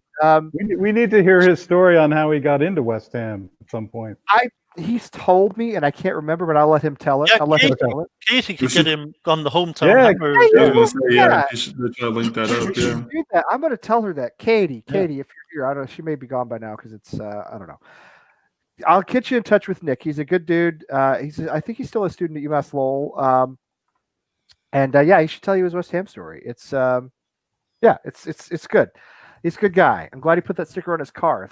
Anyway, so Nick was here, Tim, all the other people, everybody in the chat room, huge chat room tonight. There are still, I can see on my little dashboard, there are still 20 people watching this live after more than 2 hours. So God bless you. You have 2 hours and 90 minutes. We're in a lockdown situation where you have nothing else to do. Yeah, I thought we'd lose them when we turned into the Weather Channel, but it only gets better after we stop talking about West Ham. Everything gets better after we stop being topical, Yes, I did. So, yeah, and Katie is going to have a show, I'm sure, tomorrow night. Watch Katie's show. I think it's at 8 o'clock Eastern time, which is 1 a.m. in the UK and Ireland, of course. Katie does a great job. She's fantastic, and she always says it. Sally was on with her last week, right, Sally? Yep. And you guys had a good time. She said she never laughed so hard as when she had Yeah, it was pretty fun. Yeah, I haven't watched it yet, but I'm going to watch it. And then John's show, Friday Night Likes, I think is back on Friday night. That's right. Yes. I watched it with my son and Isaac and I watched part of it last week or maybe 2 weeks ago. It's the championship on Friday, right? Tomorrow? Who's in it? You know who's in it, Wally? Oh, yeah, Wally, you do that. Who's in it? Oh, man. It's not Charlie Walsh, I think. Charlie. Not Tom Atherton. Jazz is in, I think. Yeah, I think Jazz. Yeah, Jazz. Jazz is in. And, Tommy, of course. Oh, Tommy, you're in it? Yeah. Well, are you doing it? Is it the final or? Yes, the final. It is the final. Oh, wow. It's a quality plug for your show, Wally. I'm going to tell you that Isaac's mother, my wife, my sweet wife, who's the daughter of a Baptist preacher, was the first one of the two of us to drop an F-bomb in front of my kids. All right, so I'm just once she did that, I was like, yes, finally. Now we're doing it. You know what I mean? But they've watched West Ham with me. I've never done it, and then she just randomly one night she just dropped it up, and I was like, oh, okay. So now we're dropping F-bombs in front of the kids. Anyway, you don't have to apologize to Isaac. He enjoyed the show. He actually wants to come on this show sometime, but it's after his bedtime, so that's a problem. Anyway, Katie tomorrow, John on Friday. What's going on Saturday? Oh, right, West Ham on Saturday. So if you're still paying attention to that, we play Saturday at 10 versus Burnley. Thanks, everybody, for being on. We're doing this for real. Have a good evening. Good morning to you, Tommy, and come on, you Irons. Come on, you Irons. Yeah.